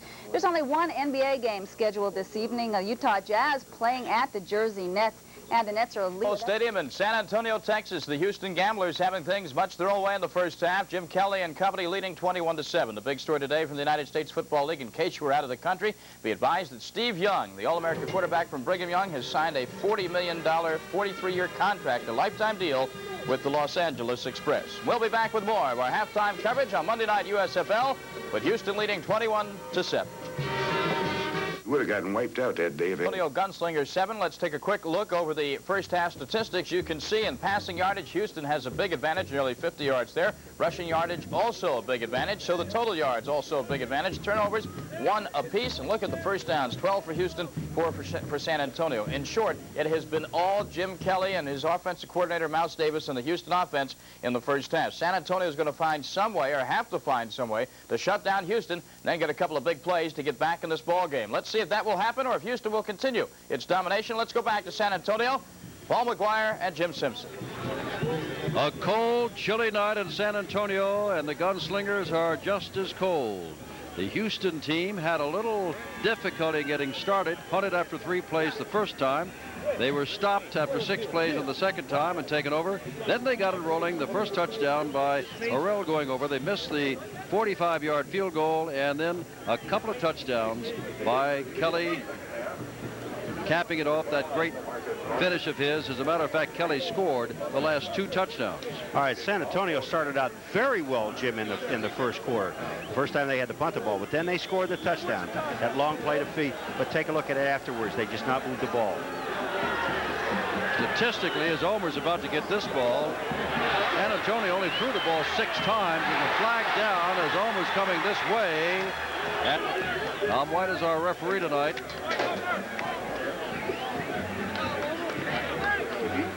And they were offside. And now they'll check. I would imagine with the ball all the way across the 30-yard line out to about the 34, that's what they'd rather have. Kicking team, penalty decline, first down. 155 yards. Go ahead, Paul. Look, comparison between Kelly and Neuheisel. Kelly had a little slow start, 13 to 22, 2 of 6 times. And those are 2 rushing touchdowns by Kelly. And look at that, 84 yards, 76 of those on 1 play to Fee for a touchdown. And of the 155 total yards that San Antonio got, 76 on that 1 play by Fee, who may, well, we're not quite sure of the extent of his knee injury, but it's not supposed to be good. Straight ahead. For a yard or 2.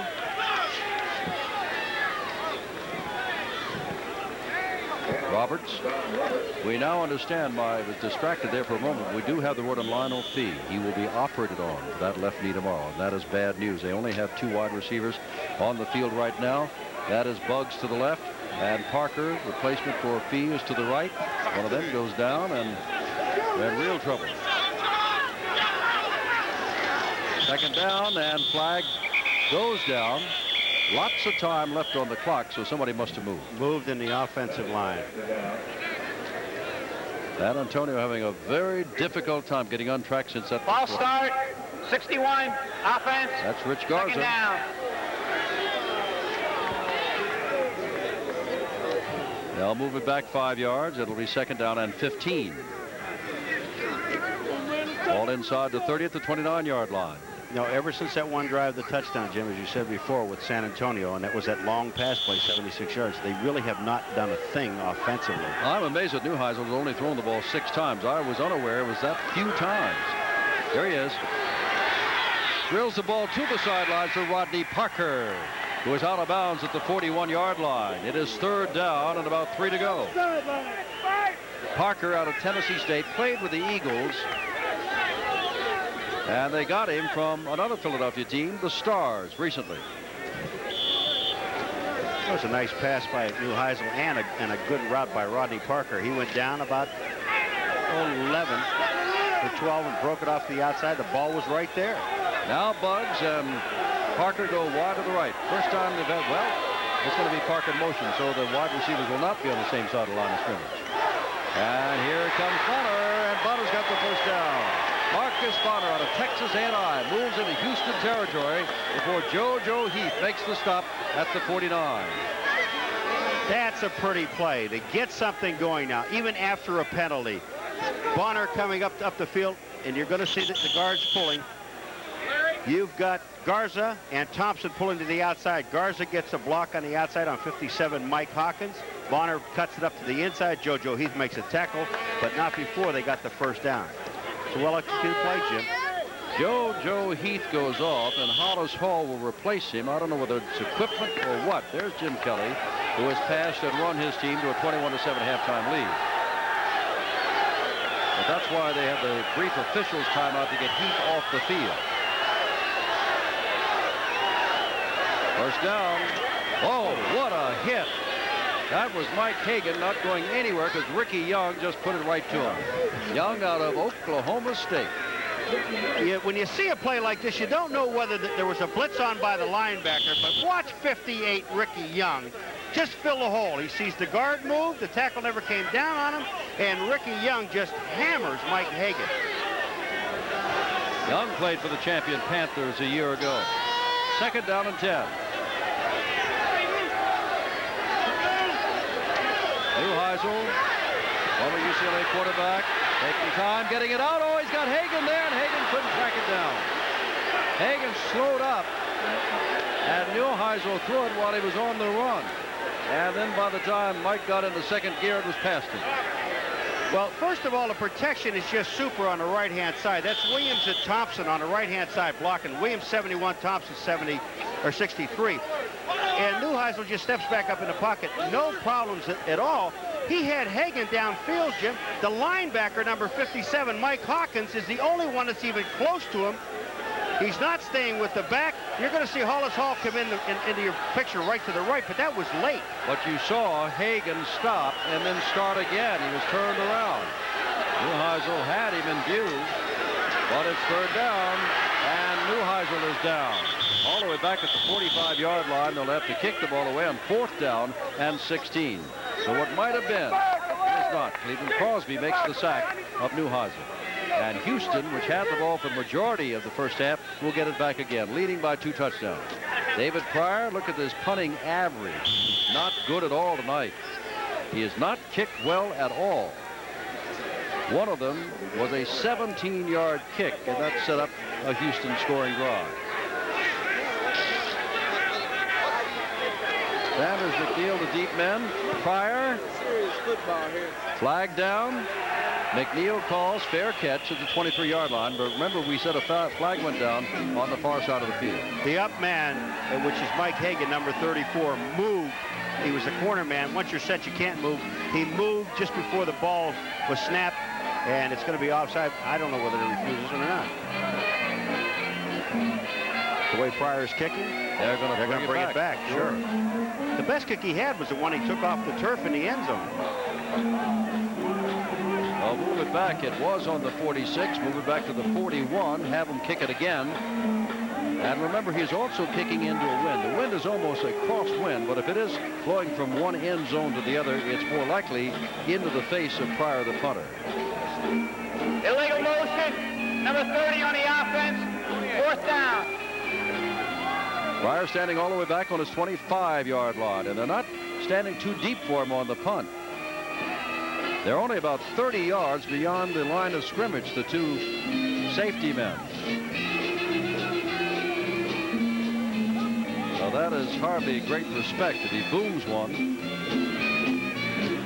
And he gets one, backing them up. McNeil all the way back to the 16-yard line and falls down, and they're on him right there as he gets up to the 19-yard line. 12:14 to go. 21-7. Houston leads San Antonio, but the Gamblers have the ball back again.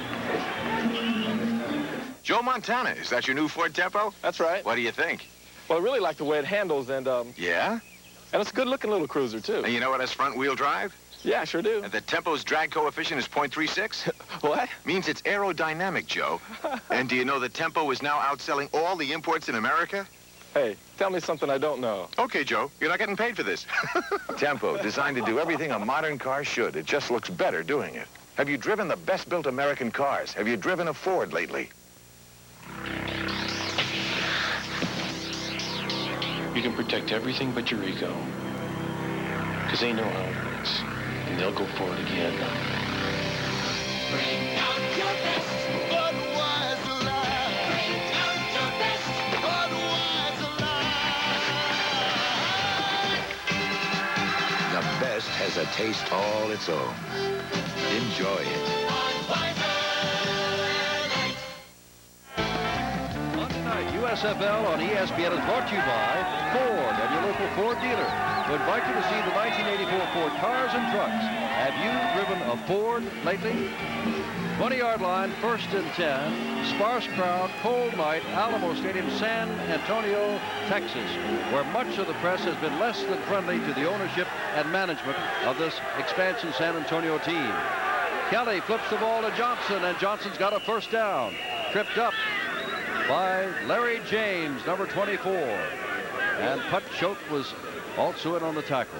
But that's the first down. Move the ball across the 30-yard line, and Houston shows the ability to move the football. Jim Kelly out of the University of Miami. Hurt during that last year. 14 of 23. That's not bad. Better than 50%. Johnson in motion. And the Gamblers are in gear. Out here to Johnson. Look out. There's another one of those collisions. Wow, Johnson took the ball, and Peter Rayford hit him head on as the ball got there. And Johnson is funny. Number 2, he's up shaking hands with Rich D'Amico. All right, here's Kelly's he's waiting just a little bit too long. I don't know whether he's waving Johnson up. Here comes Johnson. Watch Rayford. Watch the collision right there in the head. Both men got up. And the funny thing, Johnson, when he's going back to the huddle, shook hands with Rich D'Amico. Well, it must have affected him because it was not D'Amico that hit him, as we all know. He got the wrong man. There goes Sanders in motion. On 2nd down and 7, Kelly looking to throws, and he's got a man over here. That's number 88, Scott McGee. And McGee's got another first down. Jim Bob Morris made the stop. Now, keep in mind what Paul and I said. I hope you were with us at the beginning of the show, in that Houston always uses 4 wide receivers.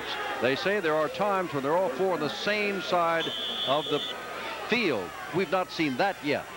Look at the wide part of the field, Jim. You're looking at 5 defensive backs. Now, McGee is at the bottom. Kelly's going to throw the ball almost totally across the field. Gives you an idea of how strong his arm is. Number 28, Jim Bob Morris, cannot get there. Neither can number 20, Peter Rayford, get there. First down from the 49. Houston leading by 2 touchdowns in the 3rd quarter. Kelly, he got running room. As he got run, flag goes down, however, as Kelly goes down at the 40-yard line. Discussion here at halftime among many of us in the broadcast booth, not only members of the ESPN broadcast crew, is, gee whiz, Kelly running as much as he does and running the option play. He's running a little bit too much, was the opinion of many people. I think he's liable to get hurt. That's true. I just don't like to see that. I think it might be on Robinson, number 70. Now they're pushing and shoving in the huddle. Tommy Robinson is number 70. Let's see what Tom White says. The man who is a guilty party. Holding. Center on the offense. First down. Center, that'll be Frank Khalil. Look at this. We're going to look at the linebackers. D'Amico's up inside. Put Choate is there. D'Amico's going to blitz. Not a full-scale blitz because he's got to read the back. He gets caught to the inside. And one of the things, you see the flag being thrown there. Here comes Choate and D'Amico. Choate's a man that makes the tackle.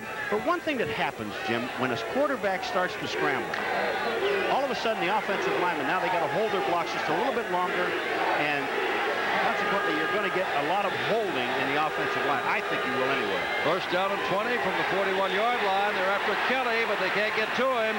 He's faked a couple of times. Now still trying to get away. And look out, Kelly. He's still away, and down he goes. It was Mike St. Clair that finally got to him. Problem is, if you get enough shots at you like that so often, one of them is just going to really take you down. Mike Sinclair not only made the tackle on him, but picked his shoe up and threw it away. Watch Mike Sinclair. He misses one time. Now, right here, at 78, watch what he does. You talk about hustle by a defensive lineman. He's the man that comes back, tackles Kelly, afterward picked up his shoe off of him, and threw it down to the 10-yard line. And referee Tom White said, start the clock, and the linesman along the side stopped the clock. The official on the sidelines and went over and told Tom White that one of the opponents had thrown that shoe way down, and Jim Kelly had to go down and get it, which he now has. And now they'll start the clock with 9:40 to go. 21-7, 3rd quarter. And Houston the leader since midway through the second quarter. That was a nice throw by Sinclair. The shoe, though, I mean, it was straight, Jim. The wind didn't bother it at all. Moser to the right. Kelly looking left, though, and is going to be, and there's a flag down. Not only did Greg Fields out of Canada, just joining the team, get him, I think he was held and just caught in the grasp of Ernie Rogers. So I believe they will take the play and make it 3rd down and long. They're explaining the options here. Jim, you're absolutely right about Ernie Rogers, number 73. He is the man that was holding Fields. Holding, number 73, offense, penalties decline, 3rd down. From the 37-yard line, 3rd down and 19 to go. Check that. It's longer than that. It is 23 to go from the 37-yard line. The Gamblers talking to Jack Pardee, asking him about this situation, that situation, and he has the stock answer he'll use a lot more times. Heck, with the Gamblers, you got to gamble. And it's getting just one thing that's disappointing. It's getting a little sloppy. 3rd down. Johnson, the man running around in motion. Kelly hands off to Harrell, and Harrell gets some of that back out to about the 45. It's 4th down and 16 to go. They'll have to kick the ball away. Ulmer and Jim Bob Morris came over to make the tackle. And now the punter, Dale Walters, will come on the field. Walters out of Rice. Outstanding. 1981, you were a punter for so long. 1981, Dale Walters against Arkansas punted the ball 81 yards. Now, I know you get some rolls and everything else, but that's still impressive. 86. 86, okay. Wind slightly his back. Bonner's going to call for the fair catch, but it's going to hit at the 5. And is it going to get in? Yes, it's in the end zone. They now knock it back out. Are they going to say it's back on the 1? No, they're saying it's in the end zone. They come out at the 20-yard line. 21-7, Houston.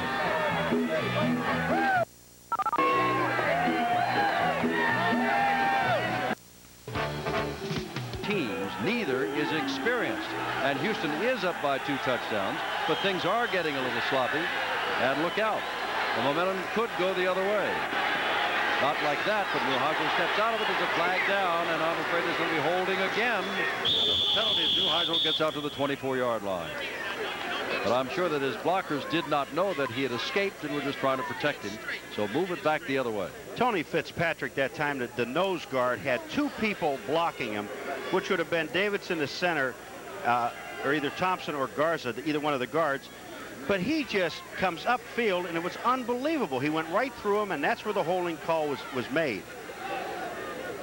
And they will take those 10 yards, moving the ball back inside the 10, put the nose of the ball on the 10, and call it 2nd down and 20. Holding, 54, offense, 1st down. Greg Davidson, the center. Well, you had to hold Fitzpatrick because he was just coming up the middle. Awesome. Now what do? Neuheisel has only been effective really on 1 pass tonight. That's the 76-yarder for the touchdown to Linnell Fee. Other than that, not too effective. Trying to run it out of there with Bonner. Bonner being pursued by Hawkins, and Andy Hawkins runs him down at the 11-yard line. It'll be 2nd down and 19. Andy Hawkins had that great game against Tampa Bay a week ago with 14 tackles. This is the 2nd road game for Houston. They stay on the road next week to go to Chicago. Their home opener will be against the New Jersey Generals and Herschel on Sunday the 18th. Yahoo, yahoo.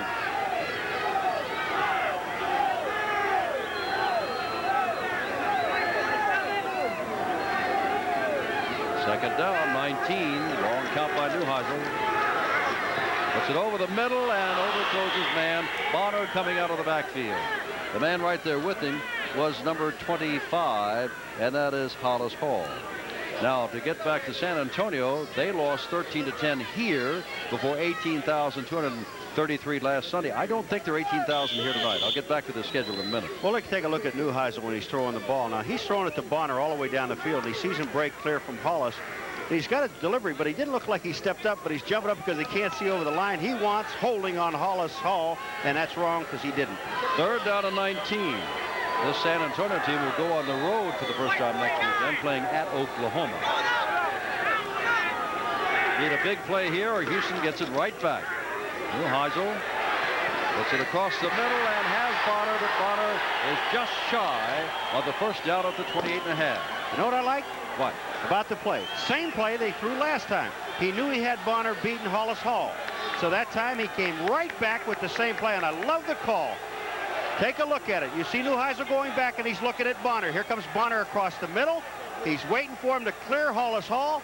The ball is put right out where you're supposed to put it, but Hollis Hall makes a great reaction back after he's beaten to make the tackle and save it from getting a first down. Now David Pryor will try to get away his first real good punt of the night.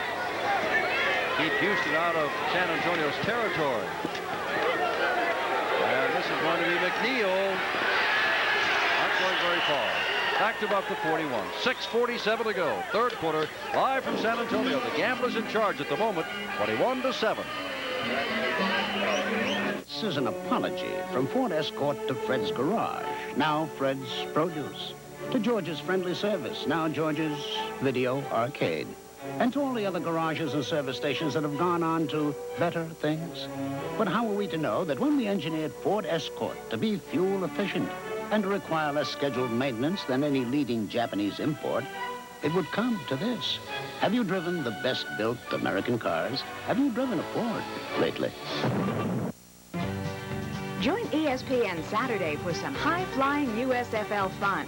Two pass-happy teams collide when the Tampa Bay Bandits host the Jacksonville Bulls live.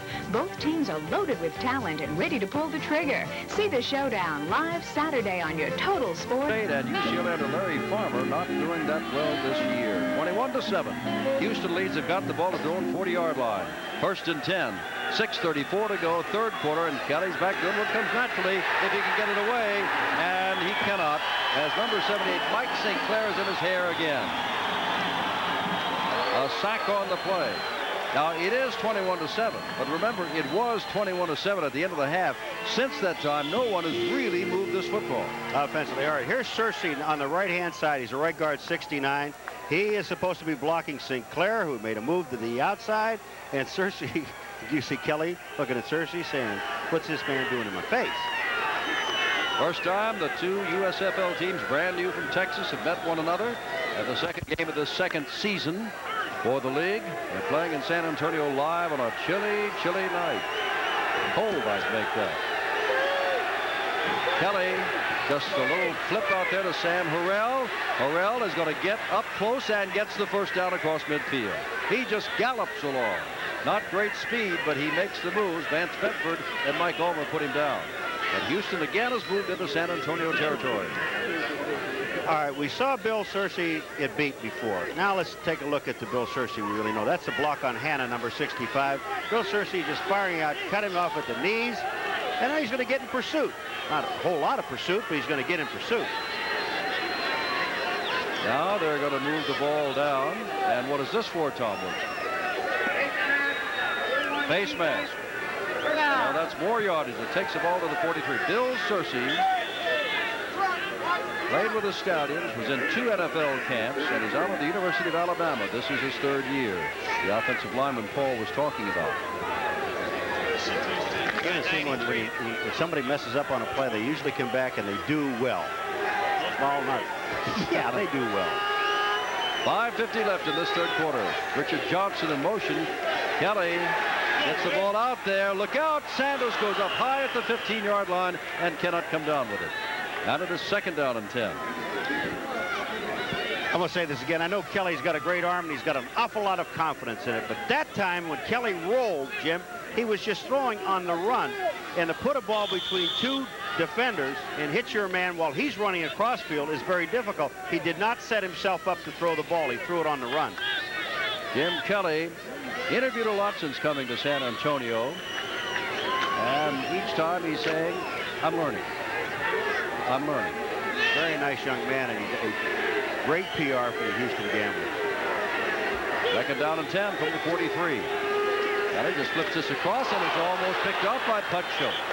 Sanders was the man he was trying to get it to, and Putchote, he and Rich D'Amico ought to charge time and a half or meet Steve Young's lawyer, one of the two. That $40 million contract Steve signed today. You're so absolutely right. Putchote and and Rich D'Amico, these two young men have just been dominating the defense. They're getting help with the other people. There's great support people in there. But those two guys standing right there, they've been all over the field all night long. But let me just say one other thing about that pass that Kelly, he learned something from it. All he had to do was just get it a little bit higher, and Sanders would still be running down the middle of the field. 3rd down and 10 to go. Houston on 3rd down conversions 5 for 9. Now blitz is on.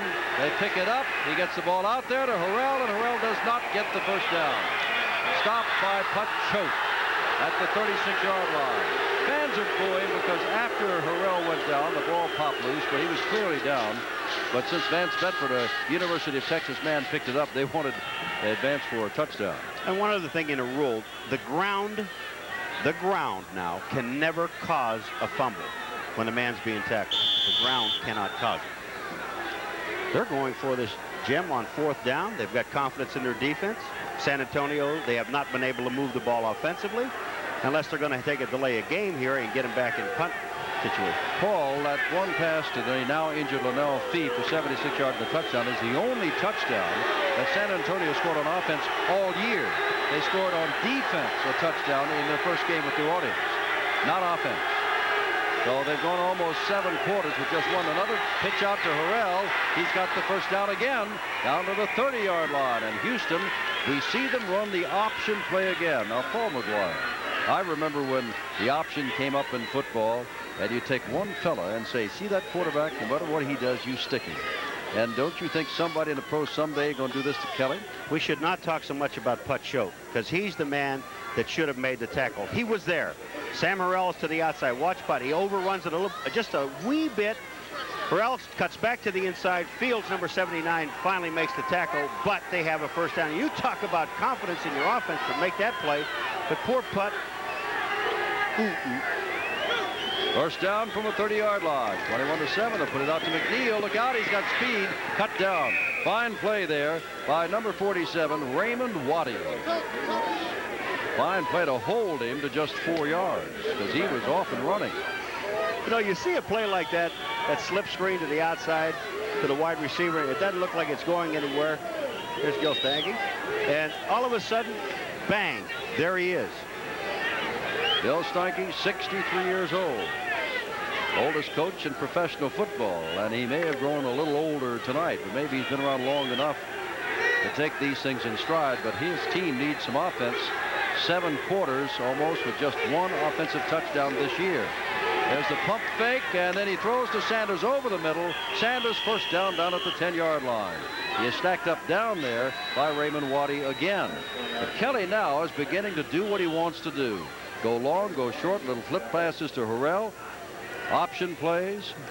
And they're moving the ball rather smartly, starting on their own 40-yard line. And ladies and gentlemen, we have lost a lot of lights. Here on the press box side, they have gone out. How about that? I don't know about the light stanchions. One down to my left has gone out. One down to my right is still on. They can play down there. And now the officials, I think, well, our producer director just said there they are, meaning it's on the monitor. We can't see because the monitors are out. So we'll take timeout. 2:58 to go. Alamo Stadium is almost in darkness. Officials are in the middle of the field. The players have not left the playing field. They're simply back at their benches. Well, and another thing, too, they got the band. The inside music is playing. And these poor little cheerleaders are down there pumping their hearts out, trying to keep the fans here to entertain them. And they're moving up and down the sidelines. They're doing a great job. Well, a year ago down in Tampa Bay, it was not the lights that went out. It was a lightning that came. And for the first time in my memory, a ball game was delayed for about 50 minutes because of lightning. Now it is because of lack of light that this ball game has been delayed. Well, we're going to take leave and check in with what's going on in the world of sports. Then we'll come back for the completion of this game. But let us rejoin Sports Center in a moment. An offer to him. And what Lee Steinberg said is true. He never once asked about the money. Lee did, but Steve never once mentioned the dollar, other than the fact that he did want to give something back to BYU. Well, I have seen something like this before. Tampa Bay a year ago when we got lightninged out and they had to take the teams off the field because of lightning. But lack of light I have seen before. Now, they're nowhere near fixed, and the word we get because of the type of lights these are once they do repair them, once they do turn them back on, it will take another half hour before they are warmed up sufficiently to light the field. So the teams are leaving the field to their respective locker rooms, and they, like us, will go on and will come back out and complete this game. The question being, as I look down at the stadium, a lot of fans here realize the same thing, and they're not going to wait until the lights come back on, many of them, and a half hour go by before they warm up again, because it will be then very late. And remember, the wind chill factor is 21 below zero, and that's a little much to ask of a lot of folks. But the teams are leaving or have left the field. Houston's already gone, and we're going to go away again with a score 21-7 Houston, and the lights are out. Things look kind of dark in San Antonio, Texas. Go again on 4th and short, and that is Sanders, and he's got the first down to the 26-yard line, where Mike Ulmer made the stop. They'll move the sticks. And Houston now, well, since the first quarter, Paul, nearly every time has moved the football just as much as it wanted. Admittedly, there has been a drive or two that has stalled and they've kicked the ball away, but they've just controlled the football and the game. Now, for the first time, Walter Poole comes in as one of the slot backs or split backs. He's out wide to the right, number 44. Now coming in motion toward you. Got so many flankers there. There goes Johnson, and he's going to get cracked and thrown out of bounds by Peter Redford, number 20. They got so many wide receivers and split backs back there, slot backs, that they have to run around each other when they're running in motion. Did you see the move that Johnson put on Jim Bob Morris? Mm-hmm. He froze him, did a little stutter step, and Jim Bob Morris didn't know where he was going to go, and all of a sudden Johnson broke it back to the outside, but he only got just a little bit beyond the line of scrimmage, about a half a yard. Second down. Kelly can take his time in the huddle because nearly every pass has been to the sidelines where the receiver stepped out of bounds, or they've run it to the sidelines and stepped out of bounds. Makes for a long game. Oh, yeah. But they're looking for their first win ever. He overthrows Johnson there, and it's third down. Remember, neither of these teams has won a game, only this is just the second game of the season. And Jack Pardee said this has to be a good game, and they hope to get Chicago next week. All right, here's one remaining back. Now, this time it's Fowler, number 46. His job is to get right in front of Kelly and help out on blocking patterns. That's Gillen, who is coming in, number 76, and Fowler taking him on. He just helps up, which I guess the best way to explain it, he picks up the garbage, whatever left over. McGee comes left, far left, and Moser goes right, far right. This is Fowler in motion. And this is third down 10. Here's Kelly, and look out, Kelly. They got him, and that is Mike St. Clair. He's having a good night tonight. Gets him all the way back out near the 40-yard line. It's fourth down, and about 25 to go. Mike St. Clair beats the right tackle, Tommy Robinson, number 70. Kelly cannot see him now. Now he does, and it's just a little bit too late. When you see St. Clair there, Kelly was rolling to his left. Now watch, look at Kelly now. His back is totally to St. Clair. He can't see him. And by the time he turns back, all of a sudden you see the big blue jersey. Yeah, Walter's back to do the kicking. He'll probably aim for one of the sidelines, I would imagine. It's for this one over here, but it's not going to make it. It's going to go into the end zone and will come out to the 20-yard line. 11:27 to go, and a ball game now being dominated by the Houston Gamblers of Jack Pardee. 28-7 the score.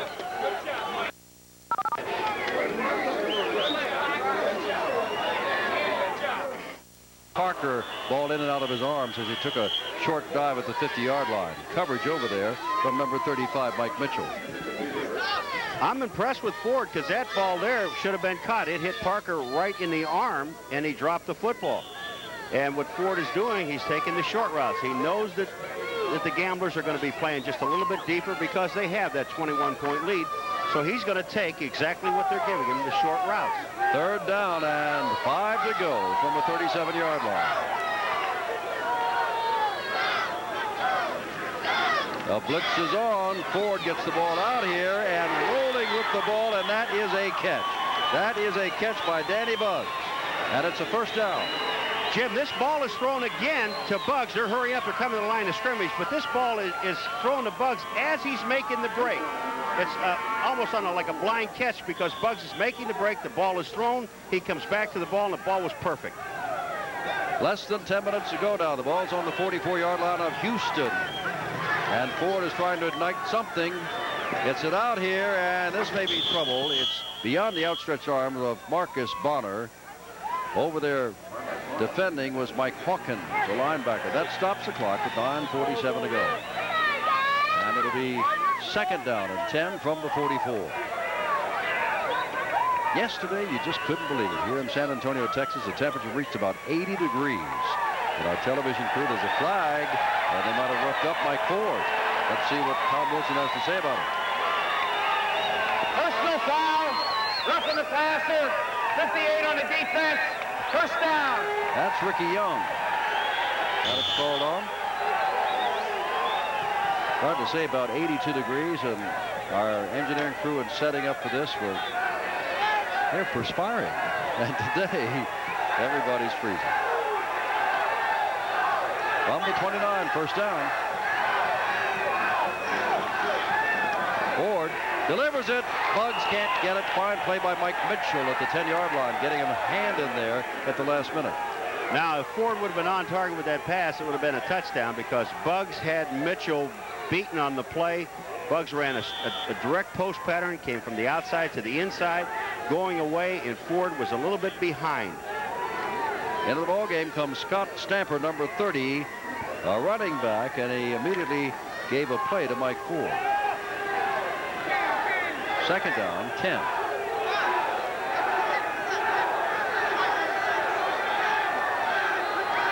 The crowd that is here is a noisy crowd. Ford puts it up, and that's going to be intercepted. Oh, he can't hold on to it. That looked like JoJo Heath, just activated. Played with Toronto in the Grey Cup that Paul and I did up there this year, and later played for BC on the losing side in that Grey Cup. He was trying to throw the ball right down the middle to Armstrong, and JoJo Heath, the free safety, you'll see why he's called the free safety. This ball hits him right in the hands. Tells you another reason why JoJo Heath is on defense and not on offense. Look at this ball, misjudging, and then Armstrong drills him. Third and 10 with Parker to the left and Bugs to the right. Armstrong remains your tight end. He's on the left side. Ford on third down.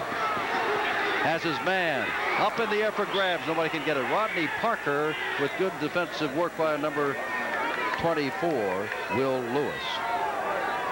Will Lewis played that play very well in the corner, and he had Rodney Parker man for man coming across the field. Another slant pattern towards the post, a little bit deeper. When you say post pattern, they're going directly to the post. This was about a 12-yard pattern, and Will Lewis played Rodney Parker as well as you can play anyone. 9.5 minutes left. 28-7 Houston. Third down and 10 San Antonio. Make that fourth and 10. Whoops. Now he got back. Here's Ford, and he's overthrown his man, Tony Armstrong. Overthrown by 4 or 5 yards, right down the middle. So they take over, meaning Houston. They've got the lead, 28-7. They've got the football with 9:28 to go. And this is an offense that really doesn't run the clock down because it's a passing offense nearly every time. We'll come back to see how Jim Kelly and company operate. Nissan explodes interest rates on trucks. Football coming up, the NCAA tournament. 25 games. The first one next Tuesday, March the 13th, a week from tomorrow. A word about the fans here in a moment as Kelly brings them out, meaning Houston, first down at the 29-yard line. And that is Fowler, who's going to rather rush that has gone in motion. And a play across the middle, and that is broken up by D'Amico. A lot of the fans, once they could not pick up the first down, meaning San Antonio, headed for, well, let's wait for the replay. We're going to take a look at the center. That's Kidd, number 61. He's the center, and his job is to pick up whatever comes off. And again, I say trash. I'm not anything personal about the player. Gillen was the man, number 76, that he blocked. He just helped out his left guard. Second down and 10 from the 29.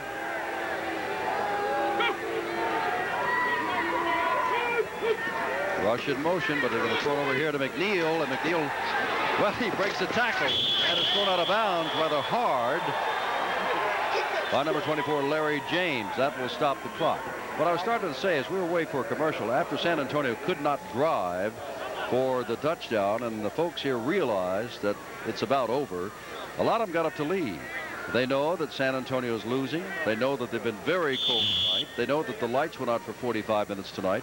But they may not know that Lonnell Fee is going to be operated on tomorrow, the #1 receiver. And they may not know that Rick Neuheisel, the #1 quarterback, will have to have x-rays to see what's the matter with his left hand. They may not know how bad this night could really be before it's all over for San Antonio. That's a shame. Here's Kelly. Kelly dumps it across the middle and has his man there, and that is Mark Rush. And Rush has a first down, keeping it alive out to the 49-yard line, where James and Morris, they call them outside linebackers, but they're really defensive backs playing up there on either side. Kelly's laughing. He just patted Mark Rush on the head, number 49. He knows he's got so many weapons and so many people to throw to. When you start concentrating on the outside, then Kelly starts working back to the inside with his slot backs. But it must be something, Paul, to realize that you really don't have a running attack to control this. You've got to control it with short passes, and they want the clock to get out of here. They want this game to be over, but they still must throw the ball. Such is the nature of their offense. Now they're going to run it one time here. Let's go up the middle and see what happens. And that is going to be Fowler carrying the ball as the flag goes down. Fowler got to the 48-yard line, but a flag went down. It's going to be against San Antonio. And the umpire is the man that threw the flag, and that's way back deep in the secondary, but that, whether it's piling on or face mask, I don't know. Face mask. Face mask. 8:25 left. I'll repeat again that Houston stays on the road for the third time. Next week, they go on to Chicago. They don't open at home until their fourth game against New Jersey on the 18th in the Astrodome. And San Antonio, which has been on the road for a couple of, or I should say at home for the last two games, losing to New Orleans 13-10. Number 28 on the defense, still first down. And losing tonight by the score at the moment of 28-7. They get their first road game next Sunday at Oklahoma. Jim Bob Morris was the man called with the face mask. McGee wide to the right, and McNeil, they've been getting him into the offense more tonight, wide to the left. And Poole was in motion. Here's Kelly. Still, here's Kelly. Kelly, look at this. All by himself is McNeil. Doesn't he have quick feet inside the 20-yard line? First down, Houston. Down to the 17-yard line. Larry James was the closest man to McNeil, and that was 30 yards away. At least. Kelly was going to roll to his right and throw the football, and he wanted to go deep with this ball. It was first and about 3 yards. Now he faked, he comes back to the inside. Here comes McNeil back to the ball. Now watch, Jim. All of a sudden, there are not too many people in the area. Richmond, number 29, I'm sorry, I said before it was someone else. It was Richmond, number 29, that was close, but he was so far off, and Kelly saw him. McNeil, why not give him the ball instead of run? Rush in motion to the right. Kelly throwing on every down, puts it out there and bounces at the feet of number 44, and that is Walter Poole. They're playing Poole and Rush. And Mike St. Clair got a hand on it. That's why it bounded at the feet of Rush. There's Jack Pardee. He can smile now. Wasn't smiling back in the first quarter when it was 7-0 and then 7-6. I think someone might have said on the sideline, hey, coach, let's run the ball and let's get out of here. They can't do it. They absolutely cannot do it. They got 7.5 minutes to go. And as long as Houston controls the ball, you realize it's going to be nearly a half an hour to play that 7.5 minutes.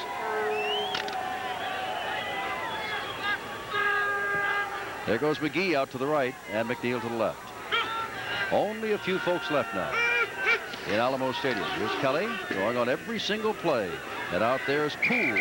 And Poole gets down to about the 11-yard line before he's stopped by Mike Ulmer, the safety. Poole, number 44, is out of Southern Illinois. He's not a big man, 5'11", 185. You know, we talk about there's 5 receivers that he has to throw to coming out of the backfield. And he's thrown to all of them a number of times. We'll have to see how many times he's actually thrown.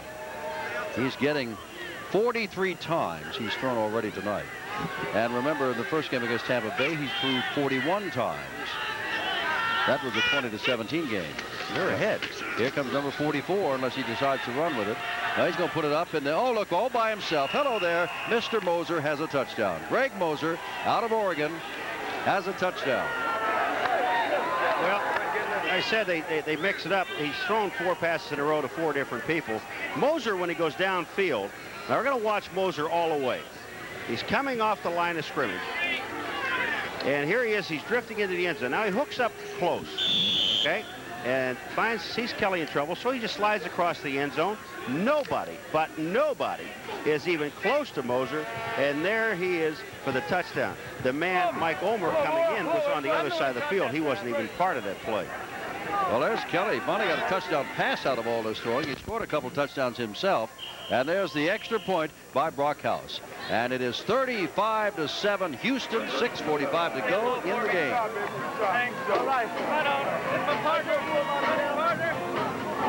I'm Lee Iacocca. My parents, and maybe yours, were among them. That's at 9 o'clock. Before that happens, at 7 o'clock, will Georgetown win the Big East? We'll have the Big East Championship live here on ESPN. On the dead run, ball is taken by number 23, Mike Ulmer, a safety who is playing deep there. Short kickoff, gets the ball back across the 30. Okay, now we're going to look at the touchdown again. Here's Kelly scrambling around, and he's looking downfield. Moser's the guy that's going to get the ball. The man that was covering me at first was number 20, Peter Rayford, and he didn't stay with him. Now we'll see Kelly. He's going to roll out, and Moser was not his primary receiver now because he was looking to his left, rolls out to his right, and then all of a sudden he sees Greg Moser, in the end zone all by himself. And now, Jim, we are going to see, in a few moments, we're going to see the Musketeers, the little bitty guys, little people. Movement there. You know, we've been talking about all the negative things that have been going on to San Antonio tonight, the injuries, losing the ball game. Let's talk about the positive things to Houston. Now, they figured that they had Tampa Bay beaten last week, and they'd only lost by 3, and they figured that a call did them in there. They came and stuttered for a round and sputtered for a round for a little while as you look at the scoring drive tonight. But then once that first quarter was over, they took charge. I think it also we should walk out of Alamo Stadium tonight realizing that Jack Pardee has put together a pretty fair offense and football team. He certainly has, and with all of those weapons, you're going to drive a lot of defense. Is crazy. 1st and 5 from the 36. Ford, look out, ducks, not enough. Down he goes, Ricky Young on top of him.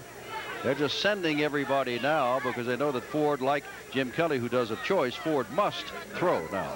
Oh, he must throw, and they're going to just unload on him. Ricky Young, number 58. You see him right there, but watch him here. Don't look at him there. He just unloads. He waits for the guard to move out. Rich Garza, he goes right by Garza, and he gets help from Andy Hawkins, number 59. Ford goes down. If you just tuned in, this game was delayed 45 minutes because some of the light stanchions went out. And we had to wait for them to be fixed. And there's a throw over the head of Danny Buggs. And it is 3rd down. Not only was it over the head of Danny Buggs, but Danny wasn't about to go up going into the middle, knowing that if he had stretched out, he could have ended up like Fee. Lonnell Fee, who's going to be operated on tomorrow. 3rd down and 13 to go. I would venture to say out of the crowd that was said to be 10,000 tonight in this frigid weather, that maybe 200 or 300 remain here at this late hour in San Antonio. Well, there's 1, 2, 3, 4, 5. Here's Ford. And trying to get to this is Buggs again. He was double teamed. Mitchell was with him stride for stride, and JoJo Heath was giving help toward the end of the play, and they'll have to get rid of the ball. They will punt this time. They don't want to give it up inside their own 30-yard line. 6:07, and you know, with Houston getting the ball, as you've said many times, 6:07 will not run off the clock. No. There's McNeil. He has shown flashes tonight, and they're convinced, despite his small size, 5'8", 140 pounds, that he will be a very important part of their team, returning kicks and catching the ball. Fryer kicks the ball away. And McNeil's not going to call for a fair catch. They're bearing right down on him. Down he goes. 5:56 to go, and the Houston Gamblers on the way to their first victory in history. To friendship, Senator. Florida, and expected to be a big crowd.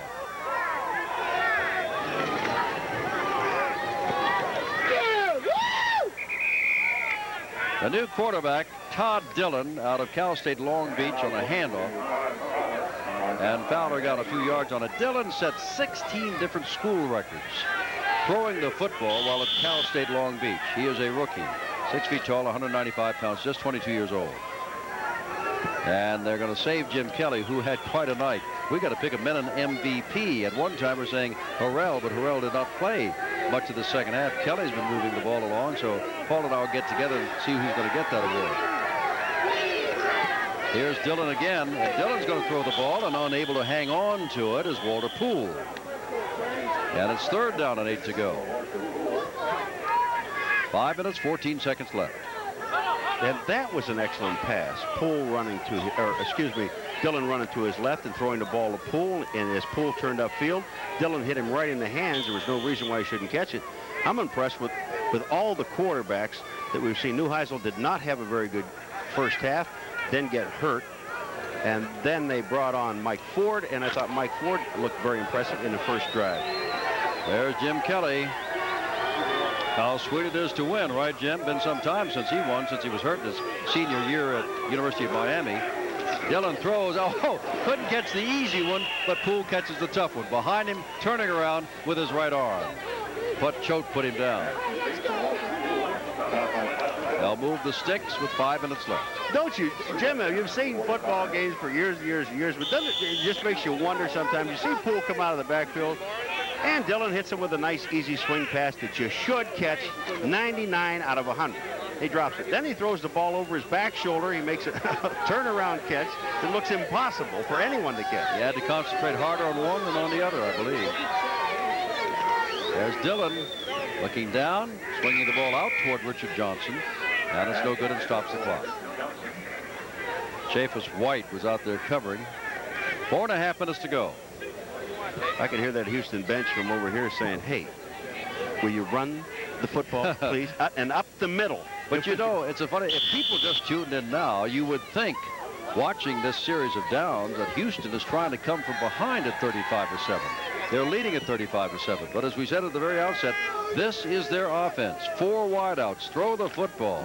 They only ran it 17 times last week against Tampa Bay, and 4 of those were scrambles by Kelly. So they just don't run the ball. Well, they have some running plays. They have 3, I think. Look out. McNeil diagnosed beautifully there by Larry James.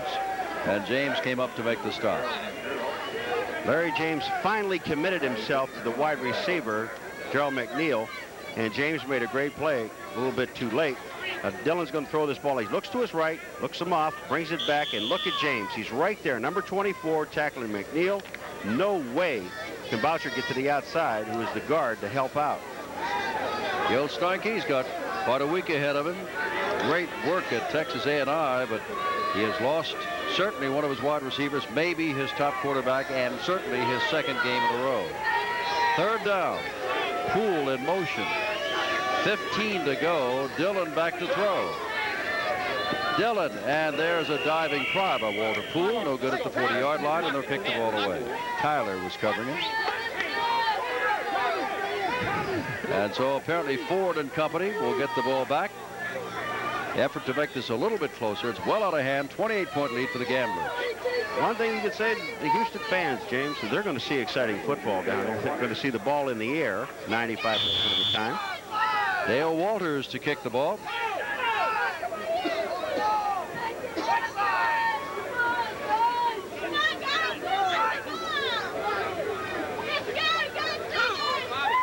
Long count, but the clock's not running after the incomplete pass.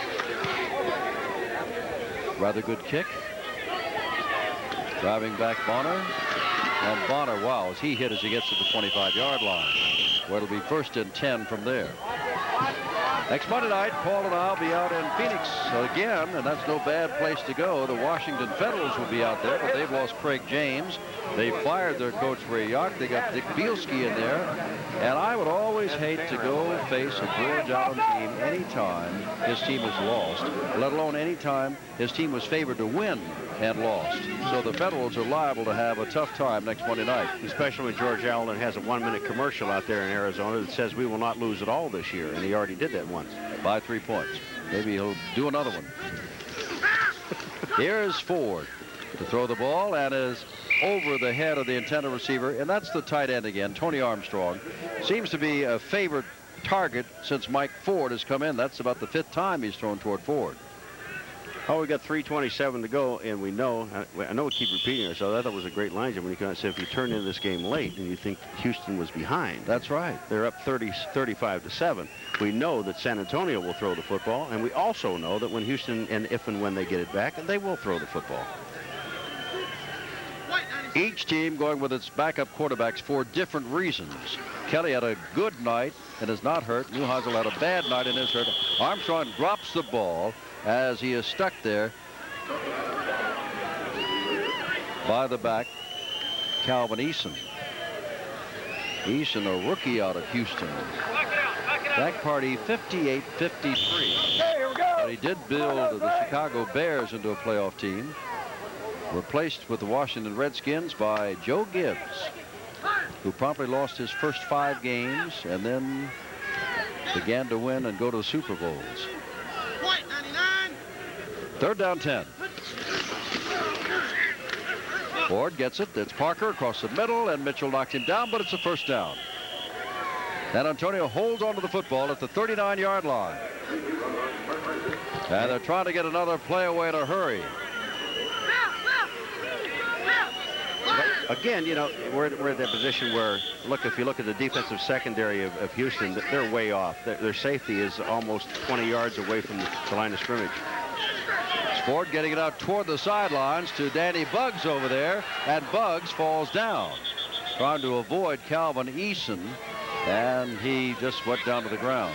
But there's a flag back at the 35-yard line. And they're coming back. They'll bring it back. 2:45 left. There's the score. Jim, let's be honest about it. Gil Stanke has got to take a look at this film. You know, sometime if you say in a season when you have one bad game later on in the season, you may not let your team look at that film. They've got to look at this film and take a look at all the mistakes that they're making. Not only not moving the ball offensively, and they did a pretty decent job with a couple of linebackers, Choate and D'Amico. Unsportsmanlike conduct, chop block, right guard offense, 3rd down. Arlen Thompson. Well, that's the right guard. But, you know, you've got to take a look at this thing and say, here are some of the good things that we did. We know all the bad things we did. Each individual man knows when he leaves this field how bad he played. I'll get back to it. 1st and 25. Bonner tries to pick up a lot of yardage and does not. Gets out to the 29. So they have to say, you win with a positive note. You look at the film and say, here are some of the things we can do, and we can do these things if we work on it. We want to do them consistently. So that again is you look at the good part, you forget about the bad part because you can't bring that back, but you want to improve on the good things. That's on the field, but off the field, the media has been on San Antonio, even though it's only 2 games old as a franchise, and after tonight, I would assume that they will not be that easy on him. Trying to get the ball out here. Don Roberts, good catch. Don Roberts steps out of bounds. 1st down at the 48-yard line of Houston. Being annihilated as they are tonight, 35-7. Well, you see Roberts catch this pass. This is a nice touch by Ford, and Brock, the linebacker, is trying to cover Roberts one-on-one. That's tough coverage for the linebacker, but the ball was laid in the right position, over the shoulder and away from the linebacker. Tell you what, as Buggs catches that ball, Paul, we hope that Neuheisel is not hurt badly, but Mike Ford has done nothing to dispel thoughts that they're going to be without a quarterback. 2-minute warning to go. 2-minute warning. Houston out in front, 35-7 here in San Antonio. I'm taking better company MVP, most valuable player. $1,000 to the College or University of Jim Kelly's choice. It's his choice. He had a great night tonight. Well, here's his 2nd touchdown, actually running the ball. He'll freeze D'Amico right here and just tuck the ball away and go in front of Sam Harrell and score a touchdown. Then he's going to come back out, and here's his touchdown pass of the evening to Moser when he rolls to his left and gets out of the traffic and finds Moser all by himself in the end zone. Look at this pass running away and throwing back across the field, Jim. Beautiful. Men and MVP is Jim Kelly, the rookie quarterback out of the University of Miami.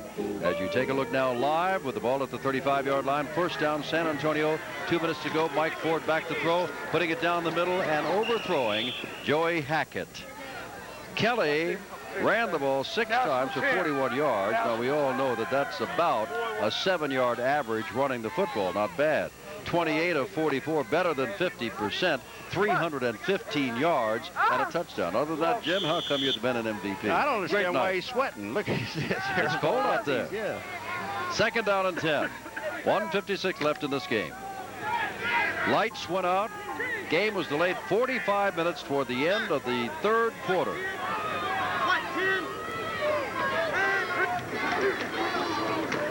Here's Ford. Looking, throwing, and as Roberts hangs onto the ball and all of a sudden does not hang onto the ball. That's an incompleted pass, and it's third down and 10. We watched that play before that where he threw the ball to Hatchett down the middle, and they've thrown that ball to the tight end Armstrong 3 times since Ford has been in the game, and he went back and threw it the play before this down the middle.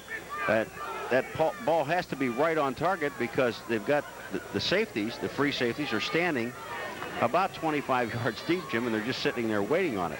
Paul, as much as we've said about Houston and the things we've said about San Antonio, unfortunately many of them negative, I got to throw out another negative. They played almost 8 quarters now and have 1 touchdown offensively. The other was on a recovered fumble. Now, when you go 8 quarters and come up with but 2 touchdowns, you got to worry. Well, you do, and then you also, let's repeat again, you start worrying when your number 1 quarterback, the guy that you went out to get, Neuheisel, is injured. We don't know about him. And again, the man that did score the touchdown, Linnell Fee. He operated on tomorrow. Will be operated on tomorrow. And they only carry 3 wide receivers, and 2 of them are in there now. They can't bring them out. That's Buggs and Fowler. 4th down. And 10 to go. And you know Ford is going to throw the football again. And the blitz is on. And look out, but he got it away. And coming back, Ford can't get to it as Buggs. Ford had to rush that throw as the blitz was on. And Houston takes over with 1 minute and 5 seconds to go. Mouse Davis. He's the man that has the Mouseketeers, all the little people. But all those little people, with this man right here, Portland State, if you didn't see this kind of football before, tonight you had a pretty good idea of what they're talking about, run and shoot.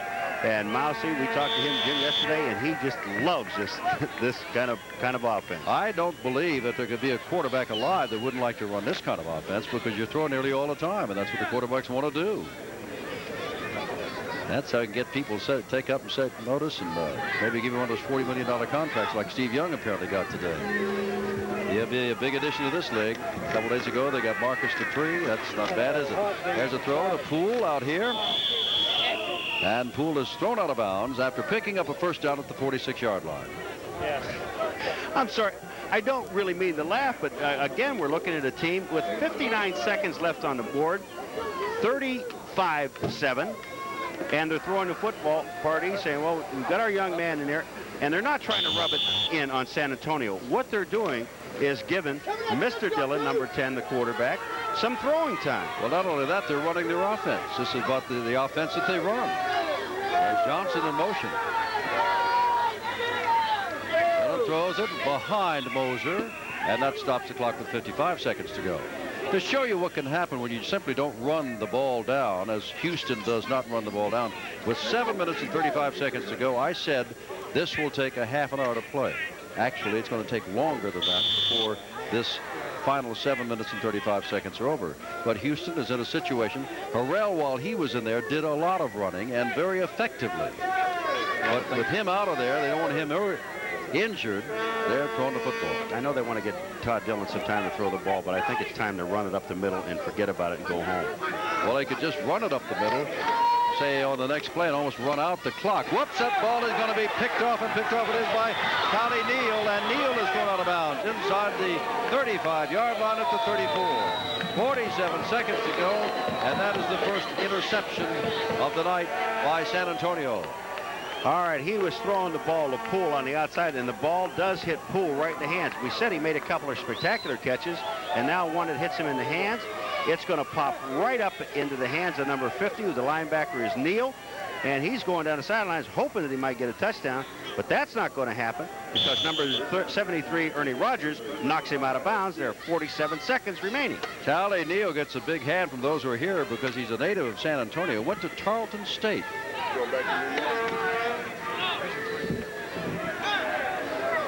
First down, 35-yard line. That is Bonner in motion. And they're looking for Bonner and underthrow. Tarleton State is a Division III school, and it is in Stephenville, Texas. And I must be honest with you, in all the time I've been doing professional football, and even giving college football scores, I've never called the name Tarleton State. But we now know it's a Division III school in Stephenville, Texas. Now they must be proud of Neal playing in the professional ranks. Second down and 10, 43 seconds to go. 35-7, Houston. Ford to throw, has his man across the way. That is Buggs, and Buggs is wrestled down. And the clock will stop because we're in this 2-minute rule now. The clock stops on the first down, but doesn't make any difference because San Antonio is going to take a timeout anyway here. Well, this ball game, since it is almost history, we'll repeat one more time. San Antonio will be 0-2, having lost to New Orleans 13-10. The Presidents scored in their second game 35-7 to Houston.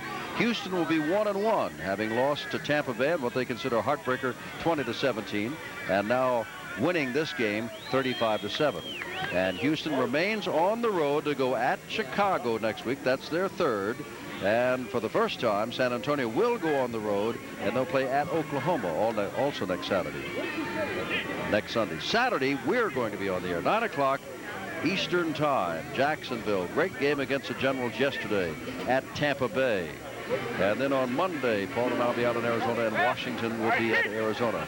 Also at 9 o'clock Eastern Time. And don't forget our good friend Tom Mees, who's with us on all of these telecasts, plus Inside the USFL, heard weekly. And as a matter of fact, with the re-airs this week, it'll be on about 4 times. You can catch it no matter when you're home. That man to your right is Mr. Jim Eddy, who is the defensive coordinator for the Houston Gamblers. You know, we got to say, we're giving all this to Mousy Davis and the Jack Pardee, but look at the scoreboard. It's only 7 points up there on one play. One play only. One bomb. It was a mix-up in the secondary. And other than that, the defensive coordinator did very well, didn't he? Very, very well. He's got to be very happy. He said, we got things on defense. They all talk about our offense, but we got some defensive plays. Ford goes down. Diallo is the one that knocked him down. Referee stepped in. 31 seconds. Now they'll wind the clock. They need not run another play, but they probably will run another play. Try to get the ball into the end zone if they can. 35-7, 15 seconds to go. Second down, Ford. Ford puts it down for Parker, and Parker takes a hit from JoJo Heath and can't hang on to the ball. That stops the clock. And it's 4th down and 11 seconds to go. JoJo Heath can't mind this weather. They're all playing up there, but they have a new stadium. Vancouver, British Columbia last year, they played in a dome, but he's a tough football player. Pittsburgh is never all that warm. Well, I never expected this kind of weather tonight here in San Antonio when we began the game. I don't know what it is now. The wind has not died. The chill factor was 21 below when we started the game. And that was many hours ago. That was over 4 hours ago. Ford drills it out here. Boom. As Bonner catches the ball, he goes down, and there's a flag down, and there's 4 seconds left. Tim, the funny part about it, you know, we mentioned the chill factor and how cold it is down on the field, because when we were down there, the wind really blows down on that field. Did not affect Houston's passing game, and it's a passing team. And if you think something, if it would have been in the favor of anyone, it would have been in the favor of San Antonio. Officials on the field, and you can hear some people from the sideline say, come on. We got time for one more play. Unless there's a penalty. On the defense.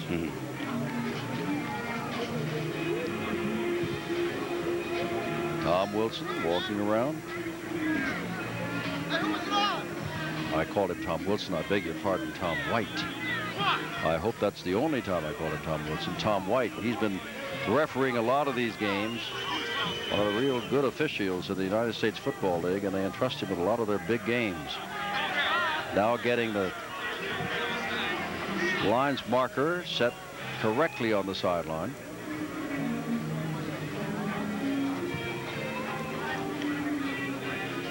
Well, I tell you, you know the kind of game this is with 4 seconds to go. The band is playing all through the play here.